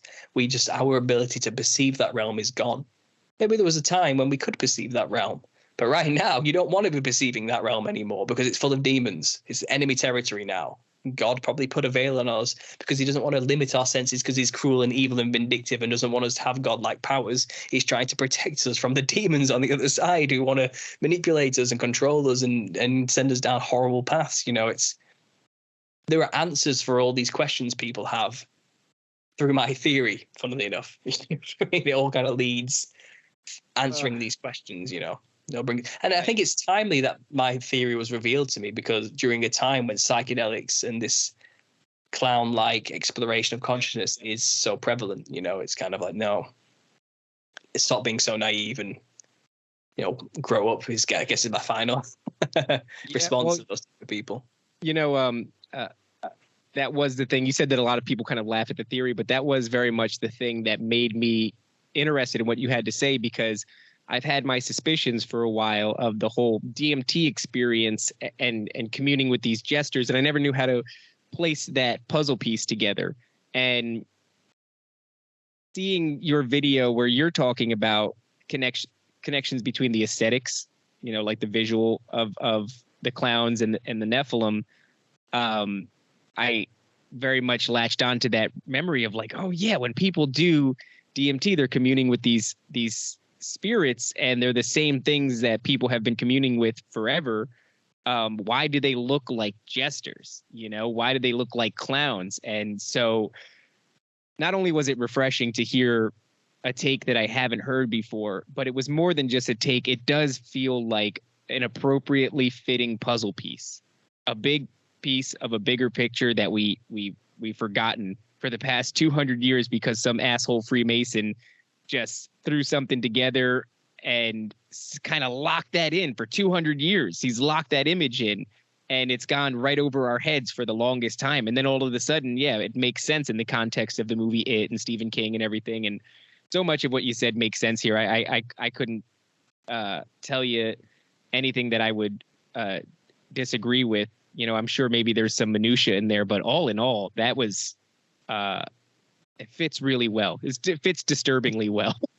I'm writing a book right now, and that should be released next year, which summarizes everything. So you got that to look forward to. Hopefully I can then shut up. It's all been said, and you can just read the book from then on. Is it, what do they call it? The magnum opus? Oh, so far, maybe. Yeah, I'm still young. Maybe I'll have another magnum opus in another 30 years time, but so far, yeah, this is well, so the thing is that everything I'm writing, I've already kind of said. So I'm just getting what's in my head onto paper, basically, and so that you can move on with your life. Yeah, kind of. Yeah, I mean, you know, this is my niche now. I get it, you know, but I do think and talk about other things as well, you know. But no, I do. Obviously, I love this work. I love this research. I'm learning more things every day, even now. You know, I've got so much more I could have said, but as an overview, without all the minutiae in between, I've kind of summarized for you today what everything's about, what the core of the theory is. But these tendrils run deep into every facet of our creation from start to finish in our daily lives. I haven't even talked about the music industry and how it's incorporated into that, or the film industry. There's so much more about this, which is just confirming the theory over and over and over and over again. If I was to summarize the music industry very quickly, it's basically you dress like a clown, you'll get elevated in the industry. That's basically I can see that. The summarization of my theory is dress like a Nephilim and you will be put at the top. And that's the secret to success in the music industry. And you'll find that that's what people literally do. The channeling of demons is no different. Selling your soul for rock and roll, or, you know, for the ability to play a guitar really well, is dress like a clown. You'll channel the demon. You'll get the power. That's the rule, you know. Well, Paul, this was a genuine pleasure. I'm honestly thrilled and cannot wait to get this episode out. My entire show is just based off of me being the audience as well. I love taking in information. I love knowing that the audience is getting the same thing that I'm getting, and I can't wait to get this out to them. And if it's all the same to you, I'd very much like to have you back for another episode sometime to talk about the minutia, you know, some of these deeper things. And so, you know, I'll be reaching out and knocking on your door again. You were gracious enough to respond quickly to me, and we threw this together pretty rapidly. And so I really do appreciate that. And I appreciate the time that you've taken out today. Is there anything that you'd like to leave the audience with? Any sort of parting thoughts? Yeah, obviously go to my channel if you want all the minutiae. Like I said, there's 38 episodes there. If you go to my live show tab, there's hours of extra stuff there as well. And where I do go into every culture who uses the folk traditions and break them down exactly as to where they come from, why they have their beliefs, why they dress the way they do, which all ties into this theory. I've just quickly brushed over it today, you know, with a quick brush stroke, a very broad stroke to explain these practices. So all the minutiae is on my channel in a series called The Nephilim Look Like Clowns. I'm adding to it all the time. I didn't even talk about the red nose and where that comes from. I've just made a video about it. Go and look. Okay, it breaks it all down as to why the red nose is a thing in a clown as well, and it's disgusting and interesting. That's what I'll say, but it's all there. So go to my channel, Understanding Conspiracy, and that's where you'll find it all. Again, if you want to support the book, I do have a GoFundMe on there. It's a pre-order system on there, so you can go read about that if you're interested in supporting me on the book as well. And you can go on Patreon as well for extra videos, extra work, snippets of the book I post on Patreon for people to read maybe once every 2 weeks or so, my progress on there. But I haven't got really anything else to say other than it's been a pleasure being here talking to you. I've enjoyed this, and hopefully I've got you through that back door that you were talking about at the start of this. Maybe you'll come in and check it out. But yeah, it's been good. Thanks for having me. Well, Paul of Understanding Conspiracies, I'm certainly that much closer. And once again, I can't thank you enough, man. This was a great episode, and you're a very extensive wealth of knowledge. And, you know, I imagine you get a certain amount of satisfaction being able to put this sort of thing out on your show and shows like this, because I'm discovering my show is new, and I spent years researching, but I've not spent a long time talking about it. And it's nice for me to not just create an enemy of my wife by chewing her ear off and telling her that the Nephilim are returning and CERN's opening portals and things like that. So, you know, this has been cathartic for me, both to be able to talk to somebody, but also to be able to listen to all the ideas that you have. So, Paul, thank you so much for your time. And everybody can head over to Understanding Conspiracy. That's on YouTube, right? It is absolutely, yeah, on YouTube. And I also, if you want to get in on the conversation, you can find me on Telegram under the same name and literally get a direct line to me. And we talk all the time on there, and we're always sharing ideas. So if you have anything you want to share with me, Telegram is the best way to do it. Or you could email me. All the information is on my channel, but check out the Telegram group. We've got about 186 people in there right now, and it's good fun. It's good fun. But yeah, that's all I can say. All right, Paul. Well, thank you very much, brother. I appreciate your time, and I know it's late over there, so you have a good night. Thank you very much. You too.